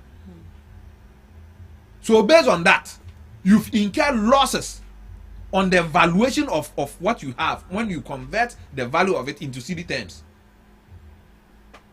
Right. So you cannot say because of that you have made losses. These are accounting losses, not economical losses. When it comes to the economy is fairly stable. There are also kind people, if they are going to Japan to buy their spare parts, Germany to buy their spare parts, they know that if I have $100,000, this is the CD I need, and when I go, I can come back within 2 months. The CD will still be the same. Right. So this is what we should be talking about. Not Sami Jemfi has done this. His bail conditions will be onerous. No, I don't know where that conversation is coming from. Right. So you have the floor now. Yeah, thank you very much. So I want us to establish something before we continue. In the Constitution, Article 1, Clause 1 says that the sovereignty of Ghana resides in the people of Ghana, in where the name and for whose welfare and the powers of the government are to be exercised in the manner and within the limits laid down in the Constitution. This is basically talking about the first clause talking about the Constitution. The Constitution, it's not primarily two things. That is for parliamentary grounds stance and then the executive stand. Now, people of government, or let me say leaders, presidents, people in government now have a responsibility. Omo ejuma wo somewhere. Na ejuma wo somewhere na ne say omo ni oman a wo somubu. Oman no so nipa wo man nipa no to abama mo say mumbu yen. Mon govern yen. Now, we are all citizens. The minority in government are also citizens. Yes. So if there is a concern about something going on in the country, oh, you see, I say, yakoton good aboka. Assembly na say Ghana yakoton good aboka. And one the longness and shortness of assembly. You see, yakoton good aboka. Now a particular group and a citizen outside abonta beka say, law see ya nke yenti as ye enti era samije fie. One other gold ano, gold board ano. And I want so a gold in so ton ye. So we are into be educated here, but trust here, then our losses in the and then you come and then you call the minority leader a joke. You see, once a war say lawyer, enya sema. Let's make an instance. Lawyer enya sema. Enyo no couldn't ask him. There is another lawyer, and then didn't ask him. So I think, like I said, that should apply in this case because oh yes, sir, it will use that way, to clear out every emotional feeling in the case. Yesterday when he was going for the press conference, when he was coming, you saw he was full of insults to come out and then insult people who are asking him to come and be accountable. He called the minority leader a joke. Honorable Afenyamakins. Of when he said a joke, that is a big disrespect. It didn't start from there. When the case about Gold Board controversy started coming, Honorable Abner Sayasari raised the concern about it, and then he insulted her. Ghana for one can ask him, but what I want, you see, this can lead to Sami Jenfi insulting a flag bearer. That's the Dr. Baumia. Because he has said, anyone who says something about his administration, anyone who says something about Gold Board, obedient upon them. So what if now that the mighty minority leader of the MPP and of Ghana's parliament has raised a concern, and then you call him a joke? The Honorable Abner Sayasari also raised a concern about it firstly, and then you also insulted her. What shows that when our flag bearer talks, you cannot insult her. Now, what I want to establish is that you have been given the mandate to serve Ghanaians. So Ghanaians are saying, Adewe Kosono, Yempe. And then, mind you, when Afenyamakins was making a press conference, I've listened to whatever that he said. He was talking he was speaking based on IMF reports. Afenyamakins was speaking based on IMF reports. IMF being an institution was established in 1944. And then Ghana joined IMF on the 20th day of September 1957. The government has given all its credibility to IMF. That is why that is the IMF body. That is why both NPP and NDC rely on IMF. They go for loan from IMF. Because they trust IMF, that IMF is part of the country, not as necessarily being in the country now. Recently, August or September, the NDC exited IMF, and then when they exited IMF, because of the way they trust IMF, because of the way they have given their credibility to IMF, they went again for a different agreement with IMF that is generating this policy called the Policy Coordinating Instrument. Which means that even NDC, I'm stating it here that NDC has also given their credibility to IMF. So if now IMF ever catch in Ghana for say Gold Board and Ghana yakoton gold aboka of this amount and your loss we are, why shouldn't we believe IMF? But did IMF state it in the reports that Gold Board? That's why I said that. Say if gold IMF akase say yakoton gold. Aboka, yes, I accept. Bank of Ghana and this kind of Gold Board. So Bank of Ghana is involved in this case. But then Yakoton, gold Yakoton, and Yaboka. I know. That are two different issues. Yakoton gold. Ghana Yakoton gold. And Yaboka.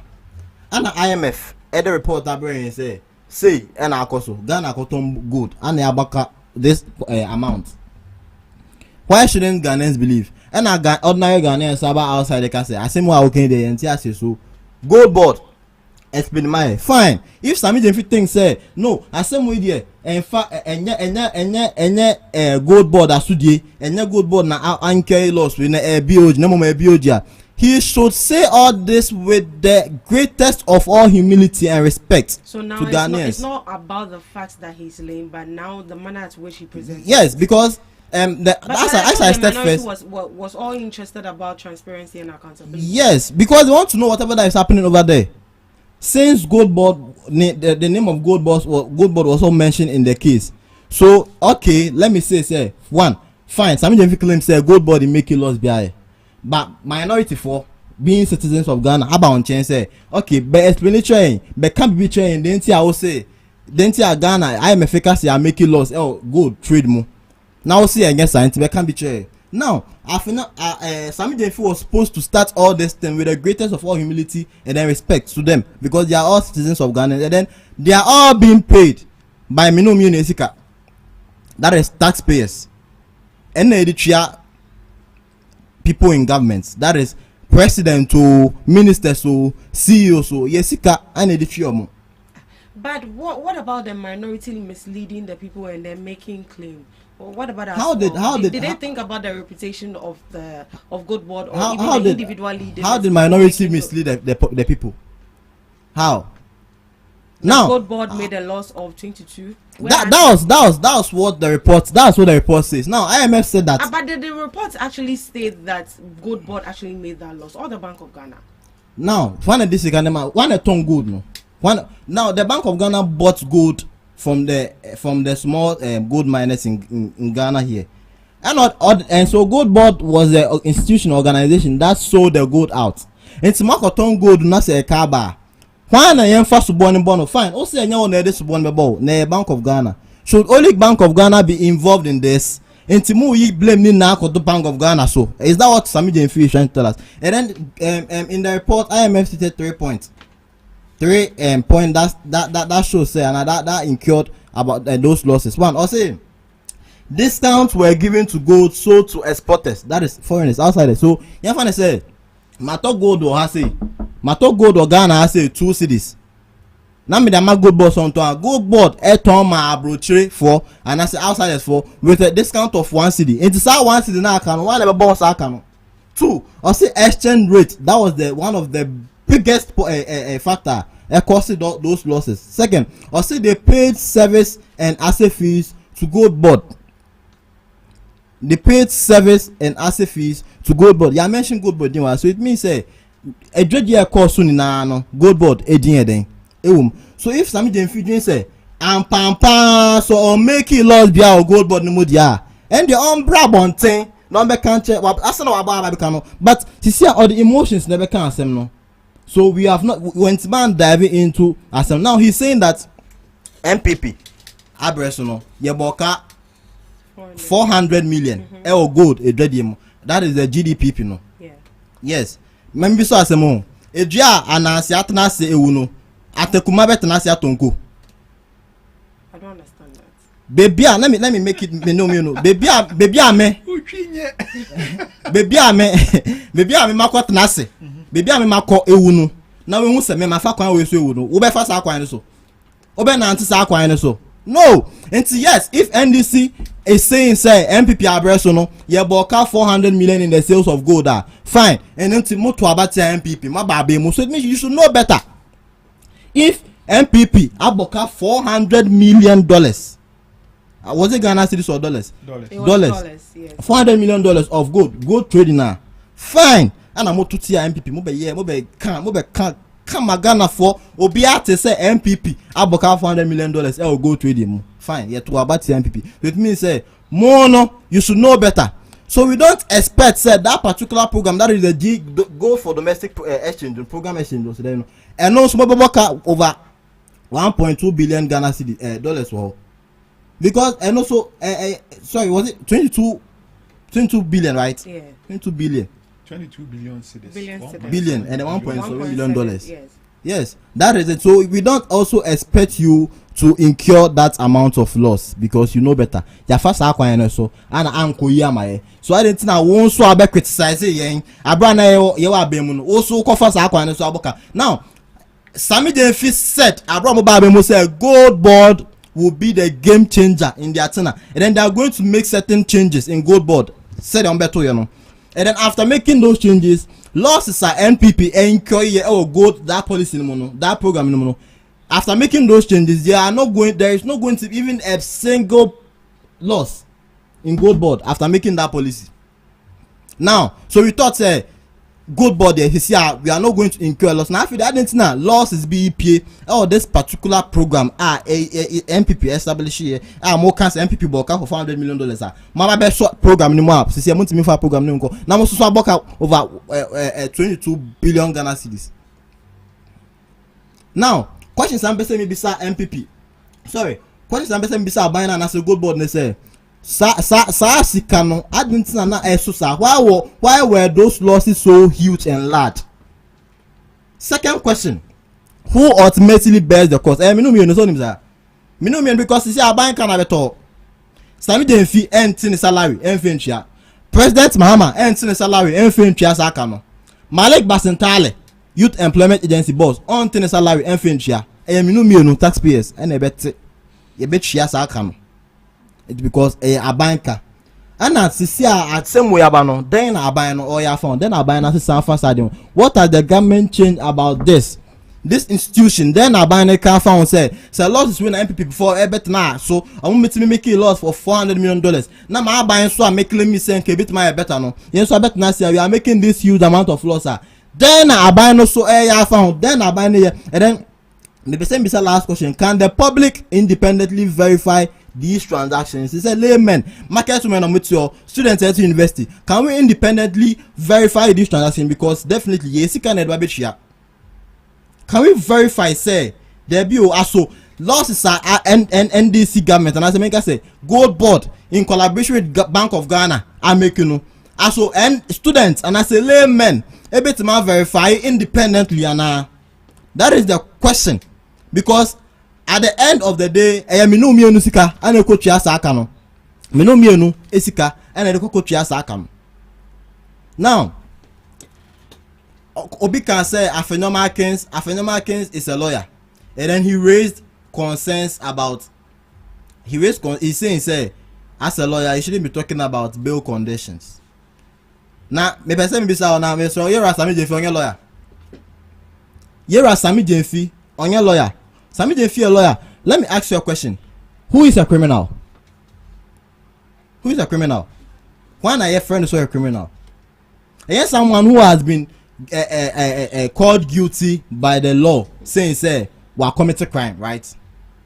Sami Jenfi called President Akufo-Addo Bawumia some of criminals. And no call chain or a lawyer. Sebio President Bawumia, ex-President Bawumia by outside Bedina Tamana there be and no call chain. Yet Ghana ha and Sami Jenfi buy yet a bet na simple so I can say Haptel if Ghana buys light Ghanaians a tall lights Haptel indirectly we are financing the campaign for Dr. Bawumia and you check here no o check your fast check Haptel one there but Dr. Bawumia there be then so can some way now and call them criminals. So Sami Jenfi should be the last person who would get angry if he's being called if he's being told say maybe if they misunderstood no more say maybe Ubedema should be the last person to be angry to send him away because Sami Jenfi by press conference last 2 days ago. I don't know if you watched the video, you could watch and see how he was so filled with anger, insults. Right. Yeah, so that is it. So thank you very much. As it stands now, it looks like the minority is swaying away from the explanations Sami Jenfi has actually given, and now they are attacking personalities and also saying that Sami Jenfi actually insulted the minority leader and also the minority as a whole, but are not actually facing the substantive matter on ground. They are not serious. My brother here flipped the issue on its head and did analysis with it. If you don't know, from that Sami Jenfi, it's the key office of PNMC. Obeye, you're done in a bay gold board in Yamton gold, Bank of Ghana and ton gold. But you sit here making claims that no, Uncle Tom gold, Sami Jenfi gold board and a ton gold. All that Sami Jenfi's gold board did or the PNMC did was to go to the small scale miners because woman that work on Crawford or grounds are almost gold no bar, no more their bread. Bank of Ghana. So the discount was not given to the buyers from Gold Board. It was given to the buyers by Bank of Ghana. The international buyers now you come on discount no. And yes, I mean Gold Board and I Gold Board and they come on. Bank of Ghana and they come on discount no. The only money Sami Jemfi took was the assay cost and the commission for buying the gold. Has Bank of Ghana reported that Sami Jemfi $10 billion and I want for gold I some 10 billion on my. Has he reported that Sami Jemfi took money to buy gold and he has not supplied the gold? If that is the case, I would have been advocating that Sami Jemfi should come out and answer. But the Bank of Ghana, every money that the Bank of Ghana gave Sami Jemfi has been accounted for. So if Sami Jemfi, if Bank of Ghana goes and make losses, how do you blame the losses on Sami Jemfi and you say that he can't be emotional?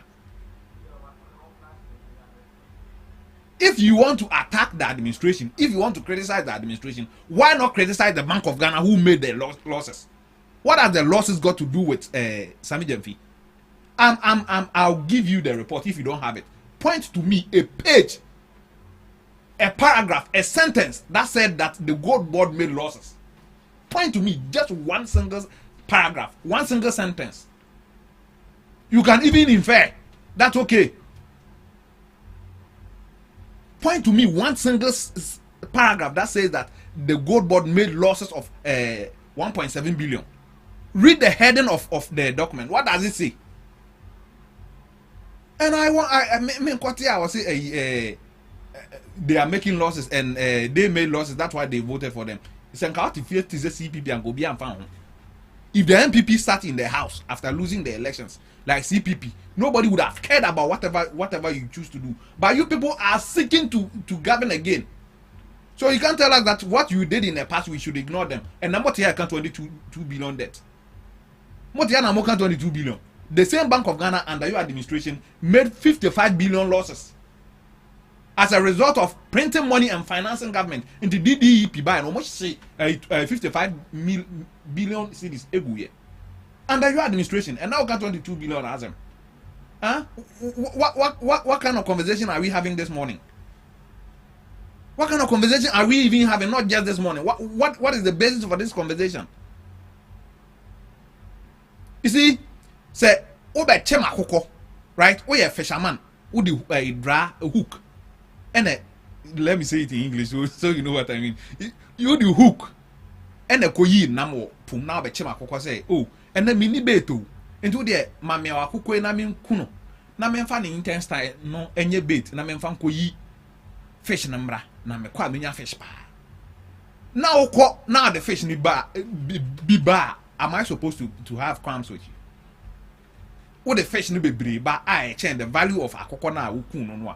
Am I supposed to have crimes with you? No.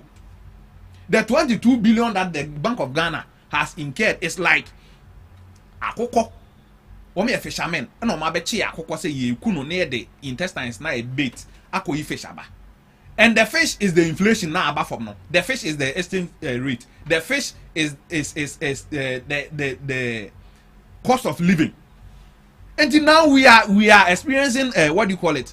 A low inflation. The city is stable. The standard of living has fairly improved. I won't say improve automatically, but it has fairly improved. Can you compare that to what? What yakoko di kunu a ko fish na wanya bi ama no? Because obechi yakoko kunu 55 billion cedis. Sa what the year economy ni yie. We na inflation na 54%. We na dollar na 17. We na tofu 23 cedis per liter. Can you compare these things? You can compare. That's what I said. That's why I said that. You see, when a nation central bank make losses, we don't just look at the losses on the surface. We look at the impact of the losses. Ya boka de na impact na enya free losses no mu ye de. What was the impact? How did the money influence our standard of living? And in this case, the 22 billion has given us a stable currency. It has given us a lower inflation. And when you see can here, huh? Was it a in other so 55 million then and your car be piana? Right. Mr. Dubik, in all of this, is the Bank of Ghana actually acknowledging this loss? Because it looks like. Of course, the Bank of Ghana has acknowledged it. This is not the first time this figure has come out. Do you know that the Bank of Ghana audited account came out some time ago? I think I had traveled, but I read about it, and this whole conversation came up. You understand? This whole conversation came up. Bank of Ghana is not running away from these losses. You get it? And you see, let's pretend to be foolish for a second.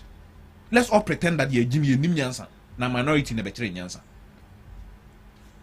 Institution being in Ghana, they are supposed to audit our books and give us report for Parliament to sit on. Is it the IMF? Is it the IMF that is supposed to audit our books and give up a report for Parliament to sit on? We have a dedicated Parliament Standing Committee, the PAC, Public Accounts Committee, that is supposed to deal with audited accounts in this country.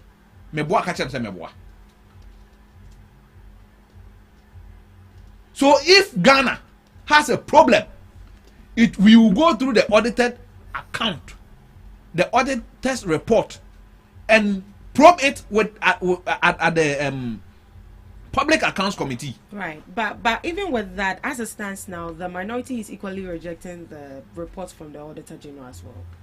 Have they given us any scope that the Auditor General refused to take into account? You can't just reject something on nothing. You get it? You must give reasons why we are rejecting it.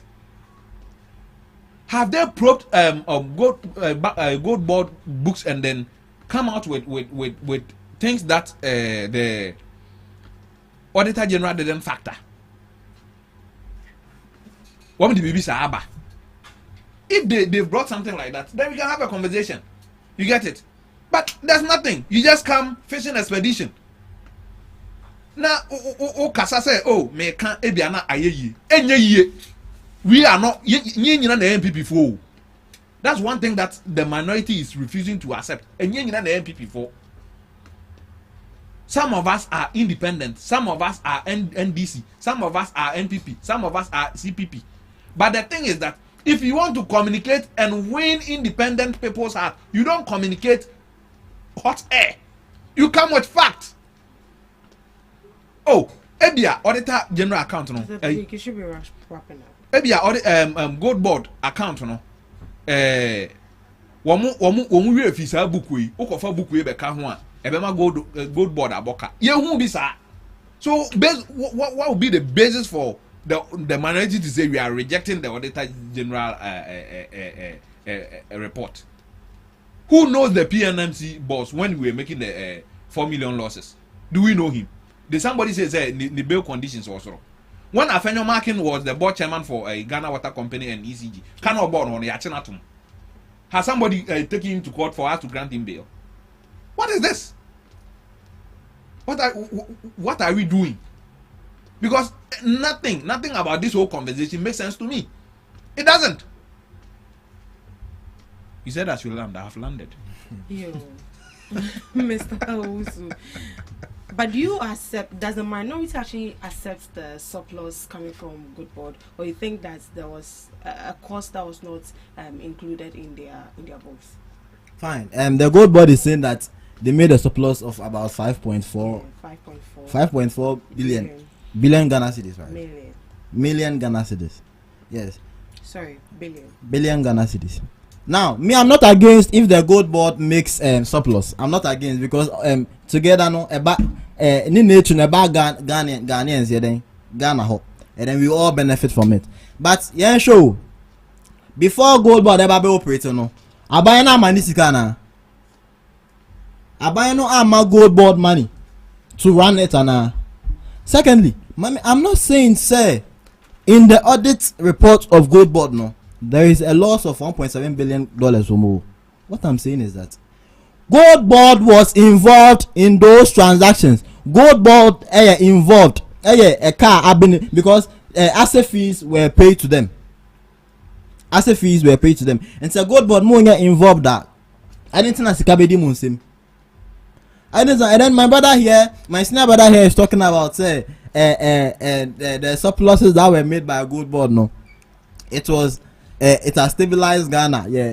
Inflation. Inflation is what? That's what I said. Quote me right. You said that the surplus now. No. I never mentioned surplus stabilizing the economy. Quote me right. Then what did you say?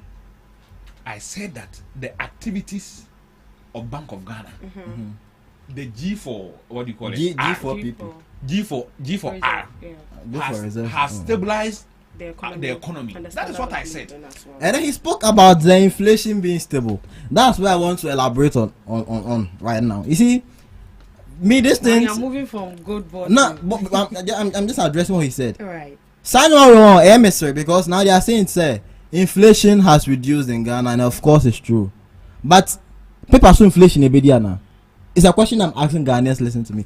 People so inflation now. When you get to the market, maybe I see inflation but we don't see it in the market. So where is inflation showing? Why is the decrement in the inflation showing in Ghana here? And for the showing, people so and I show but we are not seeing anything as Ghanaians. Now, when you ask, I asked some truck drivers, some taxi drivers. You see, I see inflation so to say now on my petrol, no, on alcohol. Huh? What if you like? Who coffee and that? Ask any truck driver or a taxi driver and a boat driver that over and then you hear in some Rebecca tone. So you see about Papa, you see inflation swat.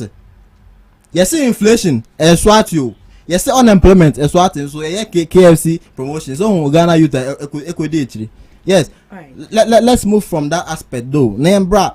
Right. So you made a claim that it was due to the gold port activities that led to the $1.4 billion loss. Well, listening to I'm saying that they are involved. I'm not saying that it's based to the activity maybe solely because the Bank of Ghana is also involved. But the report says that gold board is also involved. Gold board and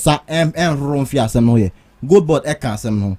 So my point is that gold board mom pushy all the blame to Mr. Isiama, that is the governor of Bank of Ghana. Mom pushy all the blame. Mano. Gold board should also take a responsibility. A leader is someone who knows how to take responsibilities of something that happens.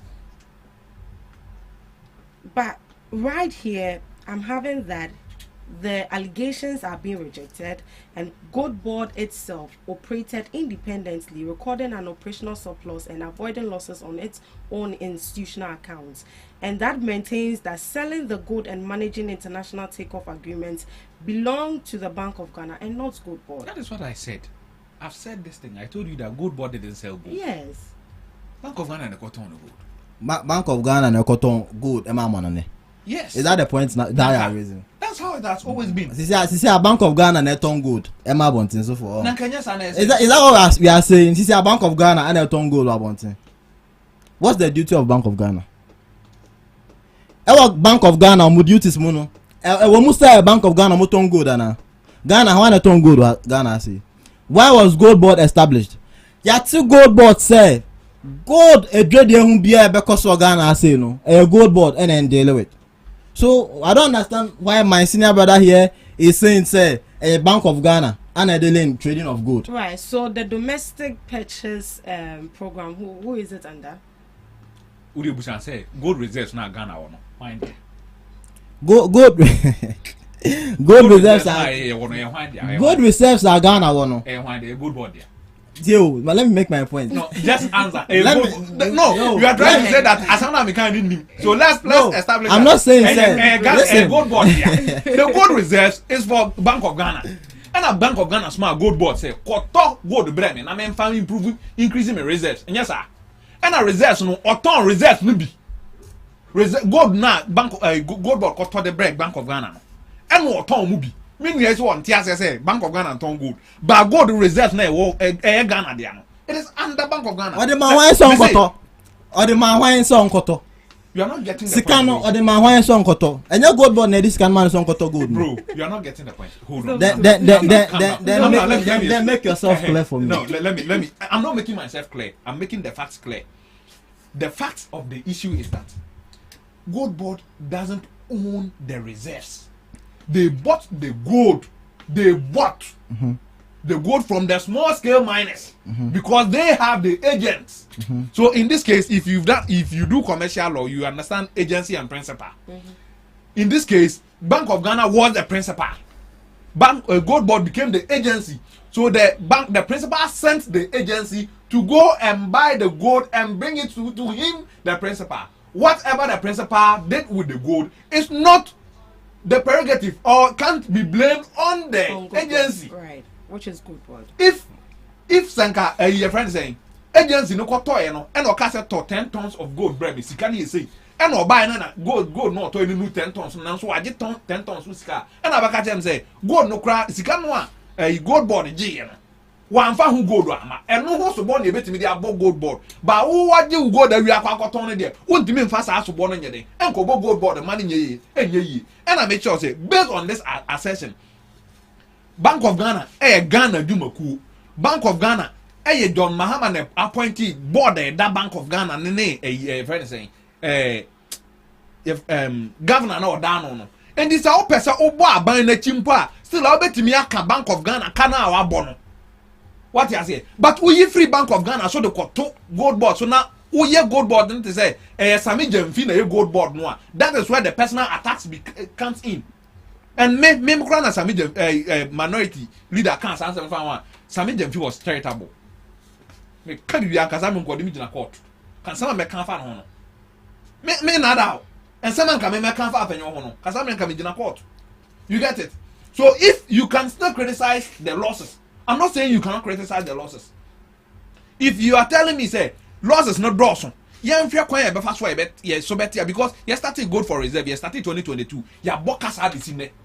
So the minority can say that let's find ways and make sure that we cut down the cost, the cost of operation in the gold for reserves. What you say? And we all will support them to do that. Because who here cano minority for but we need to find what's say nipana or bo can ye so bono. You get it? We can't leave Bank of Ghana off the hook and say that gold what do you call it? Sami Jemfi is the easiest target. He criticized that, he said things about that, so let's attack him. That is not fair. So Sami Jemfi gold board no more car, you better criticize no. So Bank of Ghana so more car, let's criticize the Bank of Ghana. Ningina ya the Ningina NDC government now criticizing. You get my point now? Yeah. Thank you. So let me base everything here to I've noticed something. Let me base everything here to the government, but then I want to address something that my senior brother here said. I'm talking about that if he was to be Sami Jemfi, he would have been charitable. Sami Jemfi was charitable about what happened. Is that an issue you want to actually address? Yes. I want to say something about it. Just pass a little comment. I want to pass a little comment about it. You see, I can't cast a beer cast, so your phone, sir. Now I'll show you. Sami Jemfi in opposition said hurtful things. No, I want I'm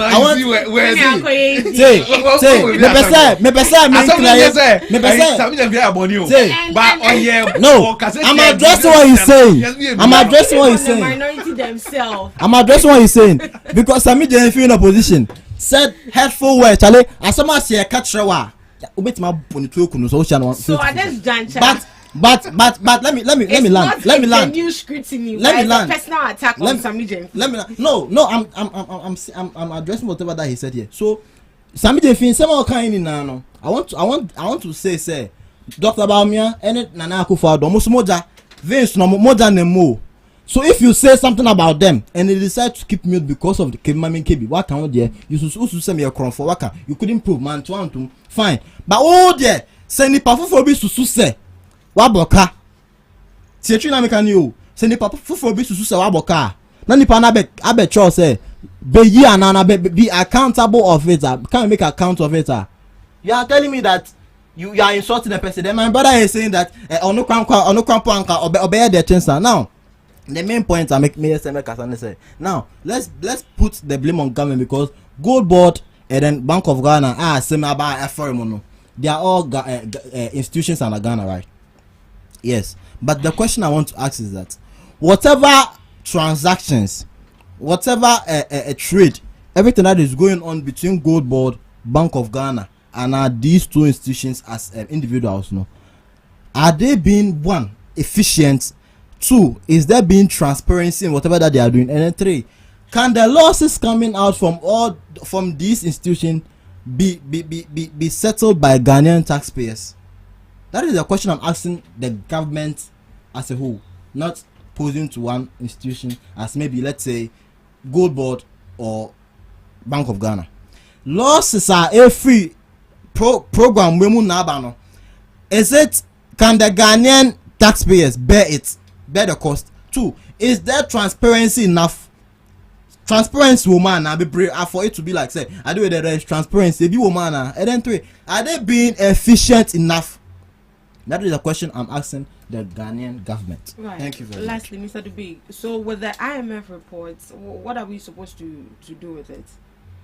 You see, when you go for a policy with the IMF, they do these things. It is normal with people that have gone for policies under them.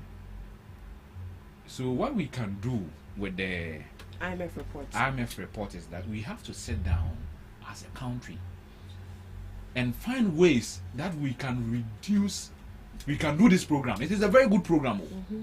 We can do the program and reduce the cost involved with the program. You see, we as a country, we've been buying gold for a very long time, but it wasn't a monopoly. Government didn't have an institution that says all the gold, the small scale mining gold, I'm going to buy, and nobody has the right to buy it. So what do?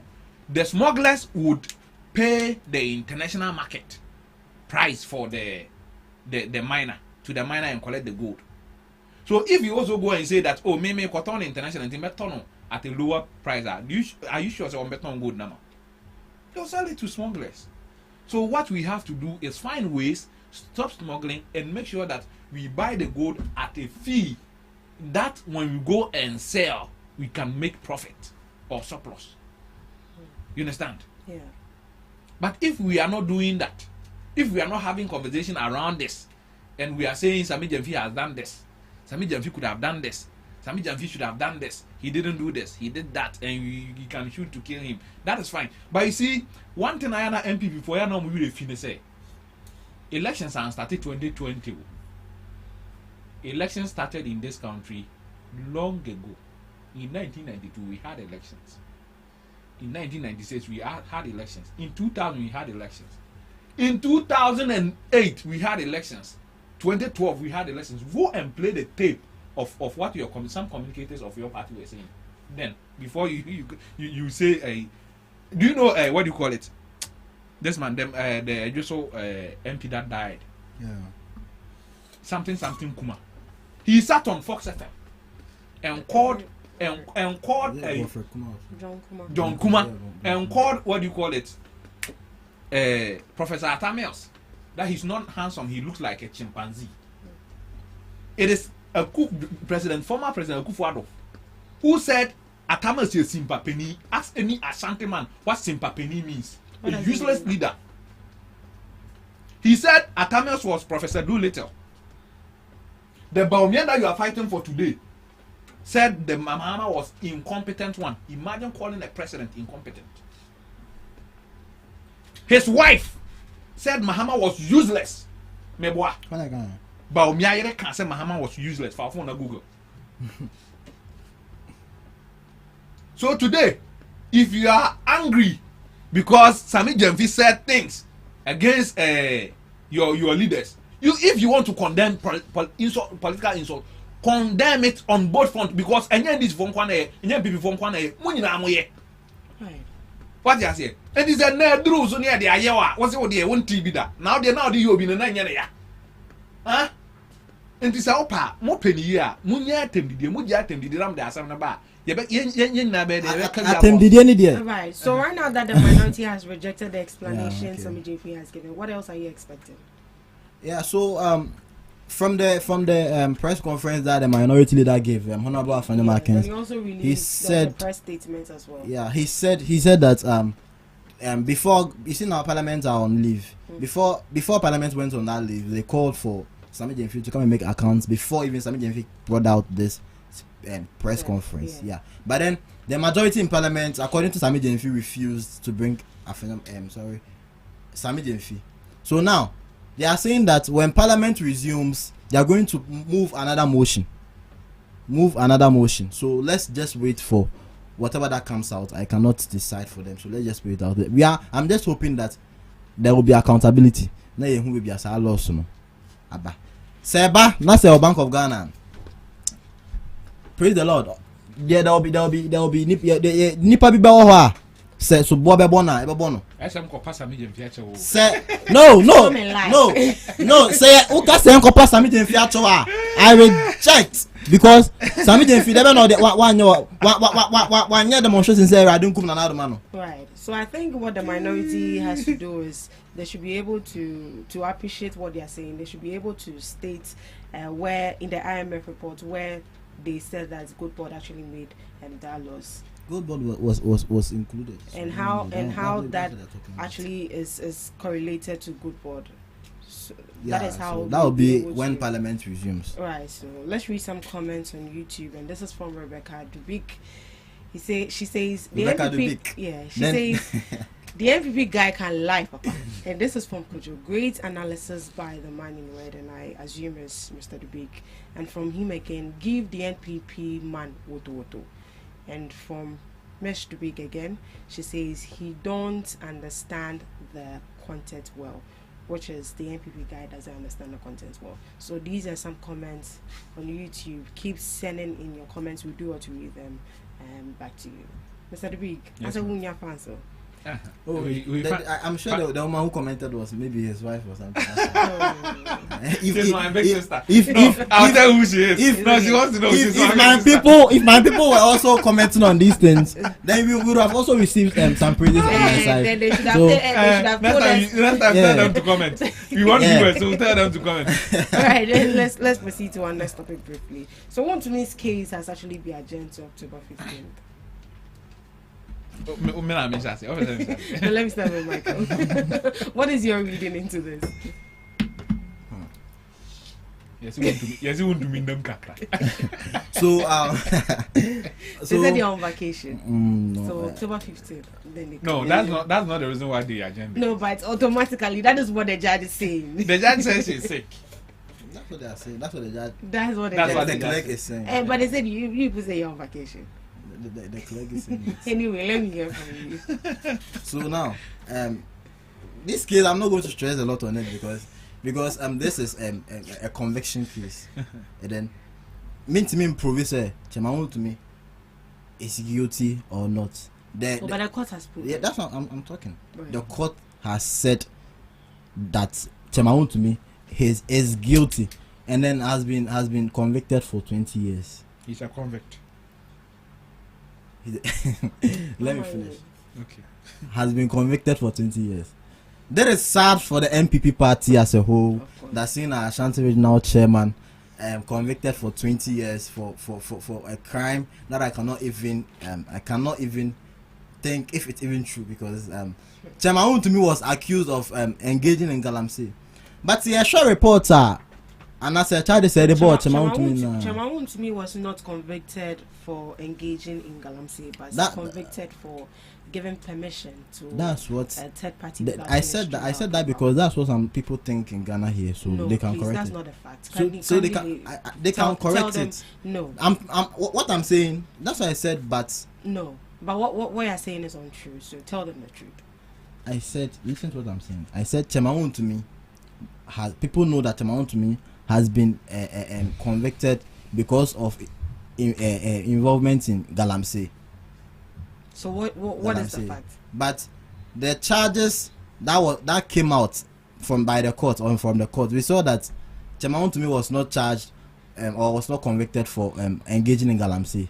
The charge was that his land, that is the Akonta mines, is being used as a galamsey site by some people, not necessarily him as Chemaun to me. So that's it. So yeah, I could see the body na and say Chemaun to me one young coaching so ye galamsey nemum na sase e wa Akonta mines ana ye koton ko fobi so mo ye galamsey, and then it all leads up to him because assassin no eden and there. That's not the case. That's not the case. Then what's the case? You just said that it's because he has given permission. for people to do galamsey on his land, right? And then that's what I've said. Okay. And then that's what I've said. And then now, Chairman to me has been committed for 20 years. And then yesterday, that is the 20th of August, was supposed to be the day that the court to hear the motion about his bail condition. That is him coming out before whilst the proceeds still goes on. And then the clergy, according to the clergy, saying that the judge to sit on the case is sick, so the case cannot or let me say the process or the court cannot meet. But I want to address something I saw on the media yesterday. People were saying that others are saying that they couldn't have the case done because Chairman to me himself was not there. None of his lawyers were also not there. But lawyer that is actually the that is not true. Reportedly, his lawyer wasn't available. Lawyer Gary Demarcon was around. Yes, Gary Demarcon went to his lawyer. Exactly. He's part of his lawyer. That's not true. There's Atachia. Atachia is the part. Legal counsel for. It's part, but Kojo Opon Kroma. But Gary they Demarcon all is the legal counsel for Kojo Opon Kroma. But they all had according to them. Frank Davis is actually the legal counsel. According to them. And Garrett is actually the legal counsel for the NPP and not. Yes, according to them, the MPP legal counsel, according to them, says that they had prior notice that the judge will not be coming. According to them, so they took one person. They brought one person now, that is lawyer Gary Demarcon, to stand in for Chairman to me. Whilst they knew that, according to them, the case will not come on, will not be held on 20th August 2026. And so I just want to clear the air of those who are saying that there was no lawyer who came to stand in for Chairman to me. There was a lawyer who stood in for Chairman to me. That is lawyer Gary Demarcon. That's what I have to say about it. And Ghana lawyer beat me, my lawyer, Make your submissions. No, I'm just asking. You make your submissions. I'm just asking. Make your submissions. I drew me so. Mr. Debik, you have that. I drew me so. Okay, I drew me so. I am quite. You see, say Obeka say, "Hey, me back graduation, me come on vacation to me chinche me." Na enrade. Won't me man no ask mo bizo onko gina wan dem no. It's something I don't understand. I hope you get why I asked that question now. Because when Atachia was going to her daughter's graduation, she petitioned the court to wait for him till he comes back. But yesterday, he found somebody to go and then represent him, even though he wasn't in court himself. And yes, sir. You see, and I find it difficult to understand one aspect of Untumi's case when people say 1 year galamsey.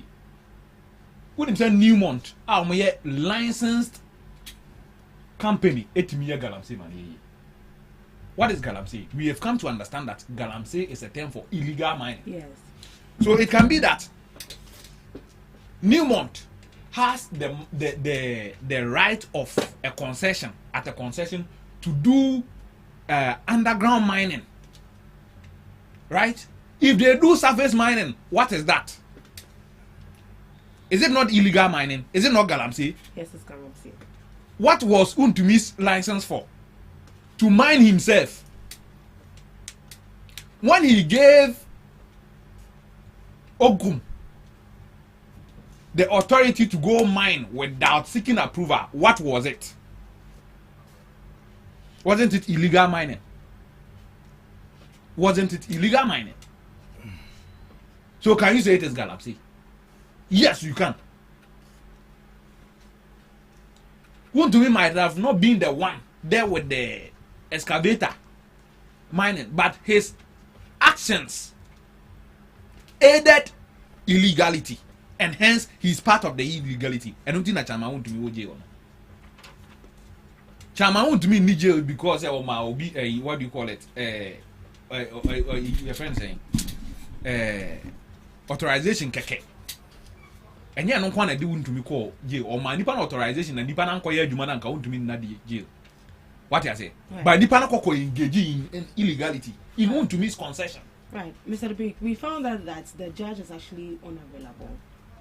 can another judge or can Wuntumi's lawyers actually request for the available judge to sit in to hear the motion? Lawyers don't request judges, the judge to sit on their motion. It is administrative. If it is in the higher court, it is the chief justice who assign judges to courts. So Wuntumi's lawyers cannot request for another judge to sit on it. If the matter is urgent, they can find another judge to hear the motion. But they have set the standard. And what's the standard? MP before now set the standard and say you will legal vacation and you see a T will be asset. So me being petty, I'm not saying that I'm not I want to be petty and tell them that let's all enjoy the legal vacation.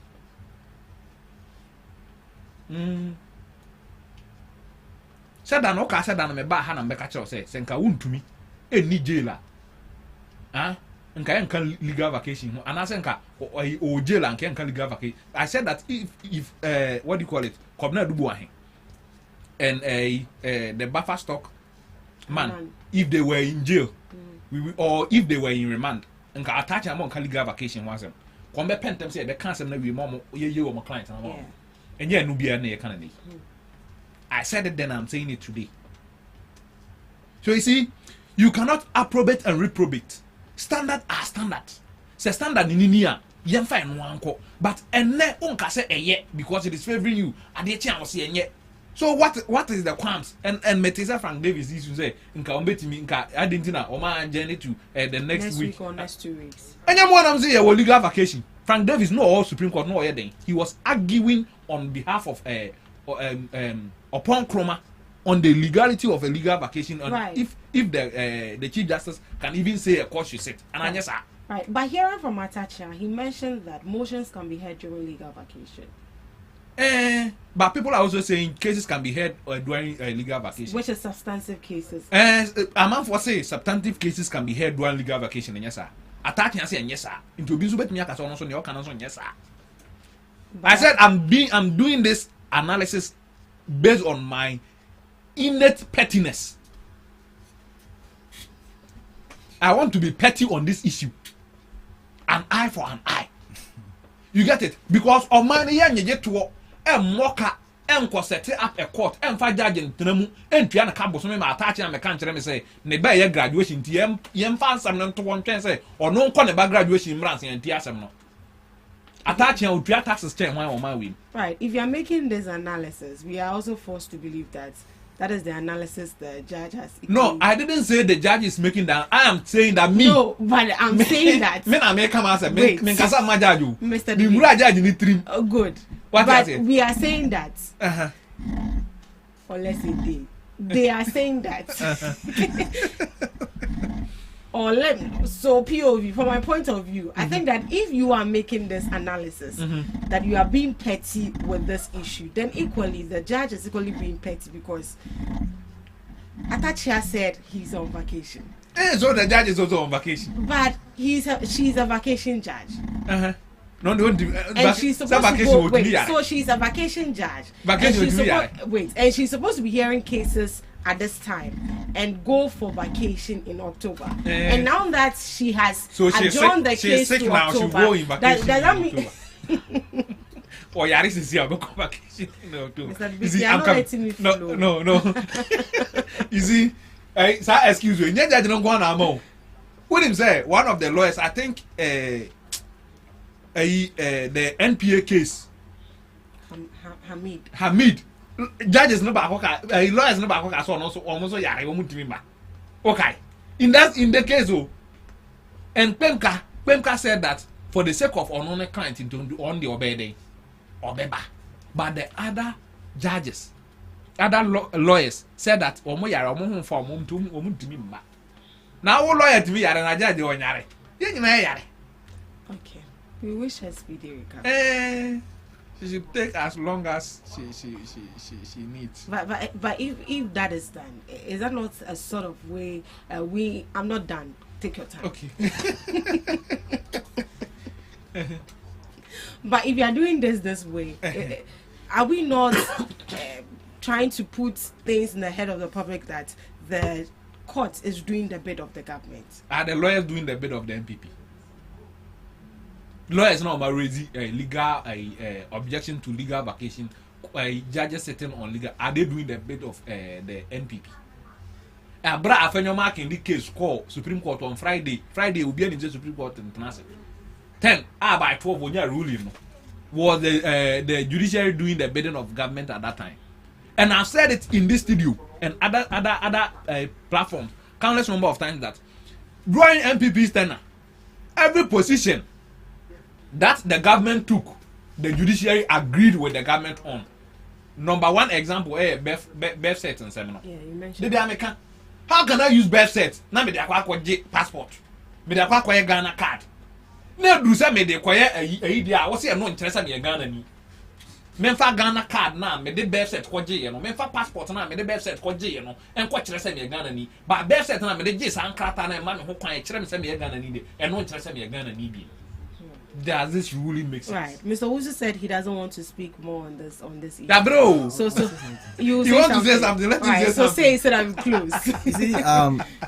You see, we want to miss case. You see, I've realized a little bit because we say this case is a legal case. But one thing I like about this is that fine, you have jailed someone for galamsey. Say why galamsey maybe or nasa Sam will be on your galamsey a whole lot of galamsey issue 20 years. One, my comment about this is that 20 years ago also. 2, 20 years ago also, my personal comment about 20 years ago also. 2, my brother here is saying that galamsey want to me is involved in galamsey and arrest no. But after arresting want to me has galamsey stopped? No.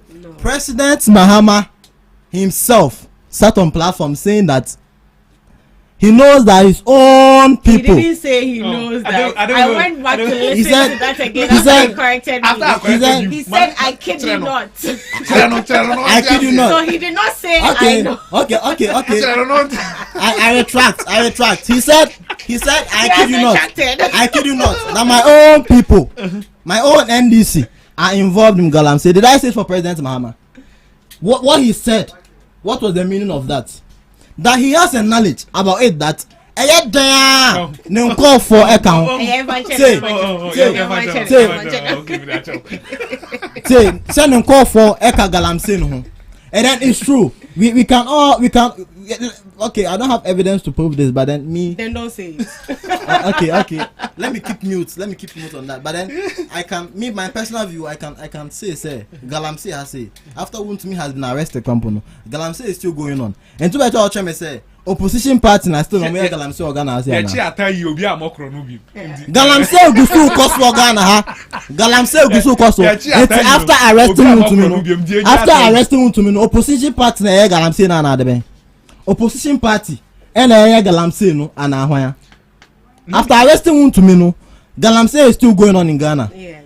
Why would I say an opposition party and is that what you tell me? Wontumi because he's opposition party. No. Wontumi's party. Wontumi joins MPP party. Yes, and then he has been arrested. He has been jailed because let me finish. Okay, finish. He has been jailed because why involving galamsey. Now, you see how galamsey will cost for Ghana have him here.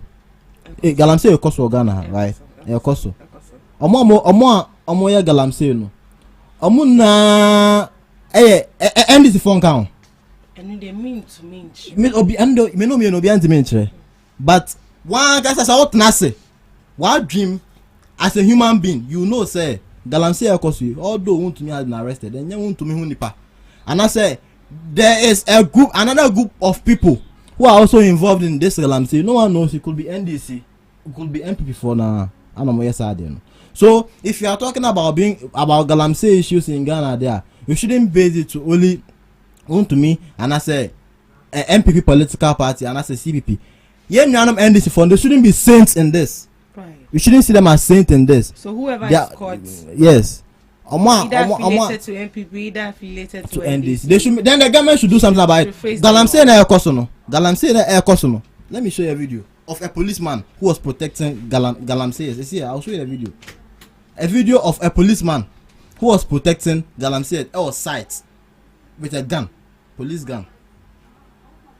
I'll show you a video. All right. So whilst you're looking for that, let me take your last words. Then I'll Okay. end it. You see.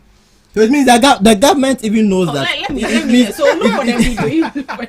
You see the absurdity in the fact that NPP ni enti wire bone. And on say obi anya bone ni bi. What he's saying is that say me driver ni na me NPP ni na me car body pakunu wi a. Ye njam na me nko because me NPP ni. You see, you can watch the video. You're watching it clearly, right? Let me show it to the camera. But now people are buying uniforms and wearing. So no, what even grant the 75? What they manage so what is the government doing about it? And then I buy your phone into inco to uniforms. As policemen, they protect Galamsey side. Into a police for Ghana for a police for serious one. Omunim Galamsey side or Ghana. That's what we share video ni we and kawe makasa. A police for Omunim Galamsey side or Ghana hasana. Into Muntimin check. Muntimin coaches uncle for no one boss and Mutimi case in Kwana who say Galamsey womb. Yeah. Want to me answer me and now tia o say NDC ni hu. 1 minute. MPP na yi want to me ma yo. Who evidence ana? Abujina po letter na o kire na den o kire. I trust say what the evidence about say want to me Galamsey. He said he didn't have license. Find the letter and read it to him. That was it. Find the letter and read it to my brother. Eh? Saint Michael. The issues of to me, you can't say yeah, no politics are. Unko be any or your bonnet or gun hanker or setting it because one way or the other will be at Twaba. I said Jehovah Witness. Obianzo will be or Twaba man. And this and that. Me dambana me consequence about tenam to Timmy Petia. Yeah, but Chimmy, I will be NDC ni Munyame. Say a Timmy tum near Jeremy, we are. I say MP, your friend saying, much me to me, much me to do be a near with the fact will be because we wouldn't say if somebody commits a crime today, we should let the person go. You understand?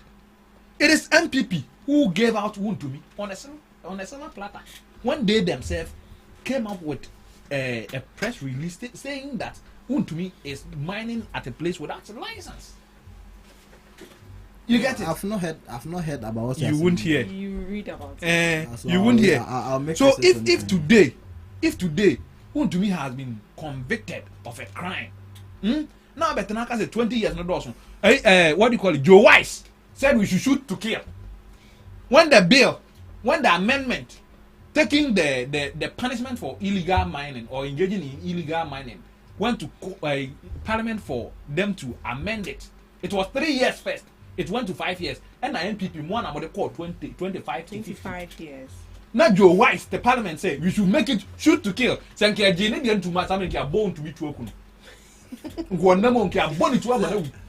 he's paying for Bonia, but equally, right? Equally, NDC for so. So that one day, if that's going to happen, then I'm okay because one to me, we did Bonnie fine. He has been jailed. Right. And many problem. So if NDC for no, so it's fine. Right. So on the issue of legal vacation, the Supreme Court will be ruling on Kojo Opon's Cromer's bid to hold trials today. So today we'll finally get to know if trials will continue or indeed if the judges will go on a legal vacation.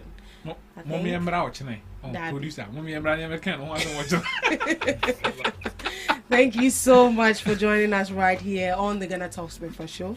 Thank you, Mr. Wusu, the NPP Communications team member, and also Mr. Ganip Dubik, political analyst and also a social commentator. Thank you so much for joining us, and thank you so much for the comments. And the last comment on YouTube says, shame to the NPP. Thank you so much for sending in your comments, and thank you so much for joining us right here on the morning show. We'll come your way same time next week. Enjoy the weekend.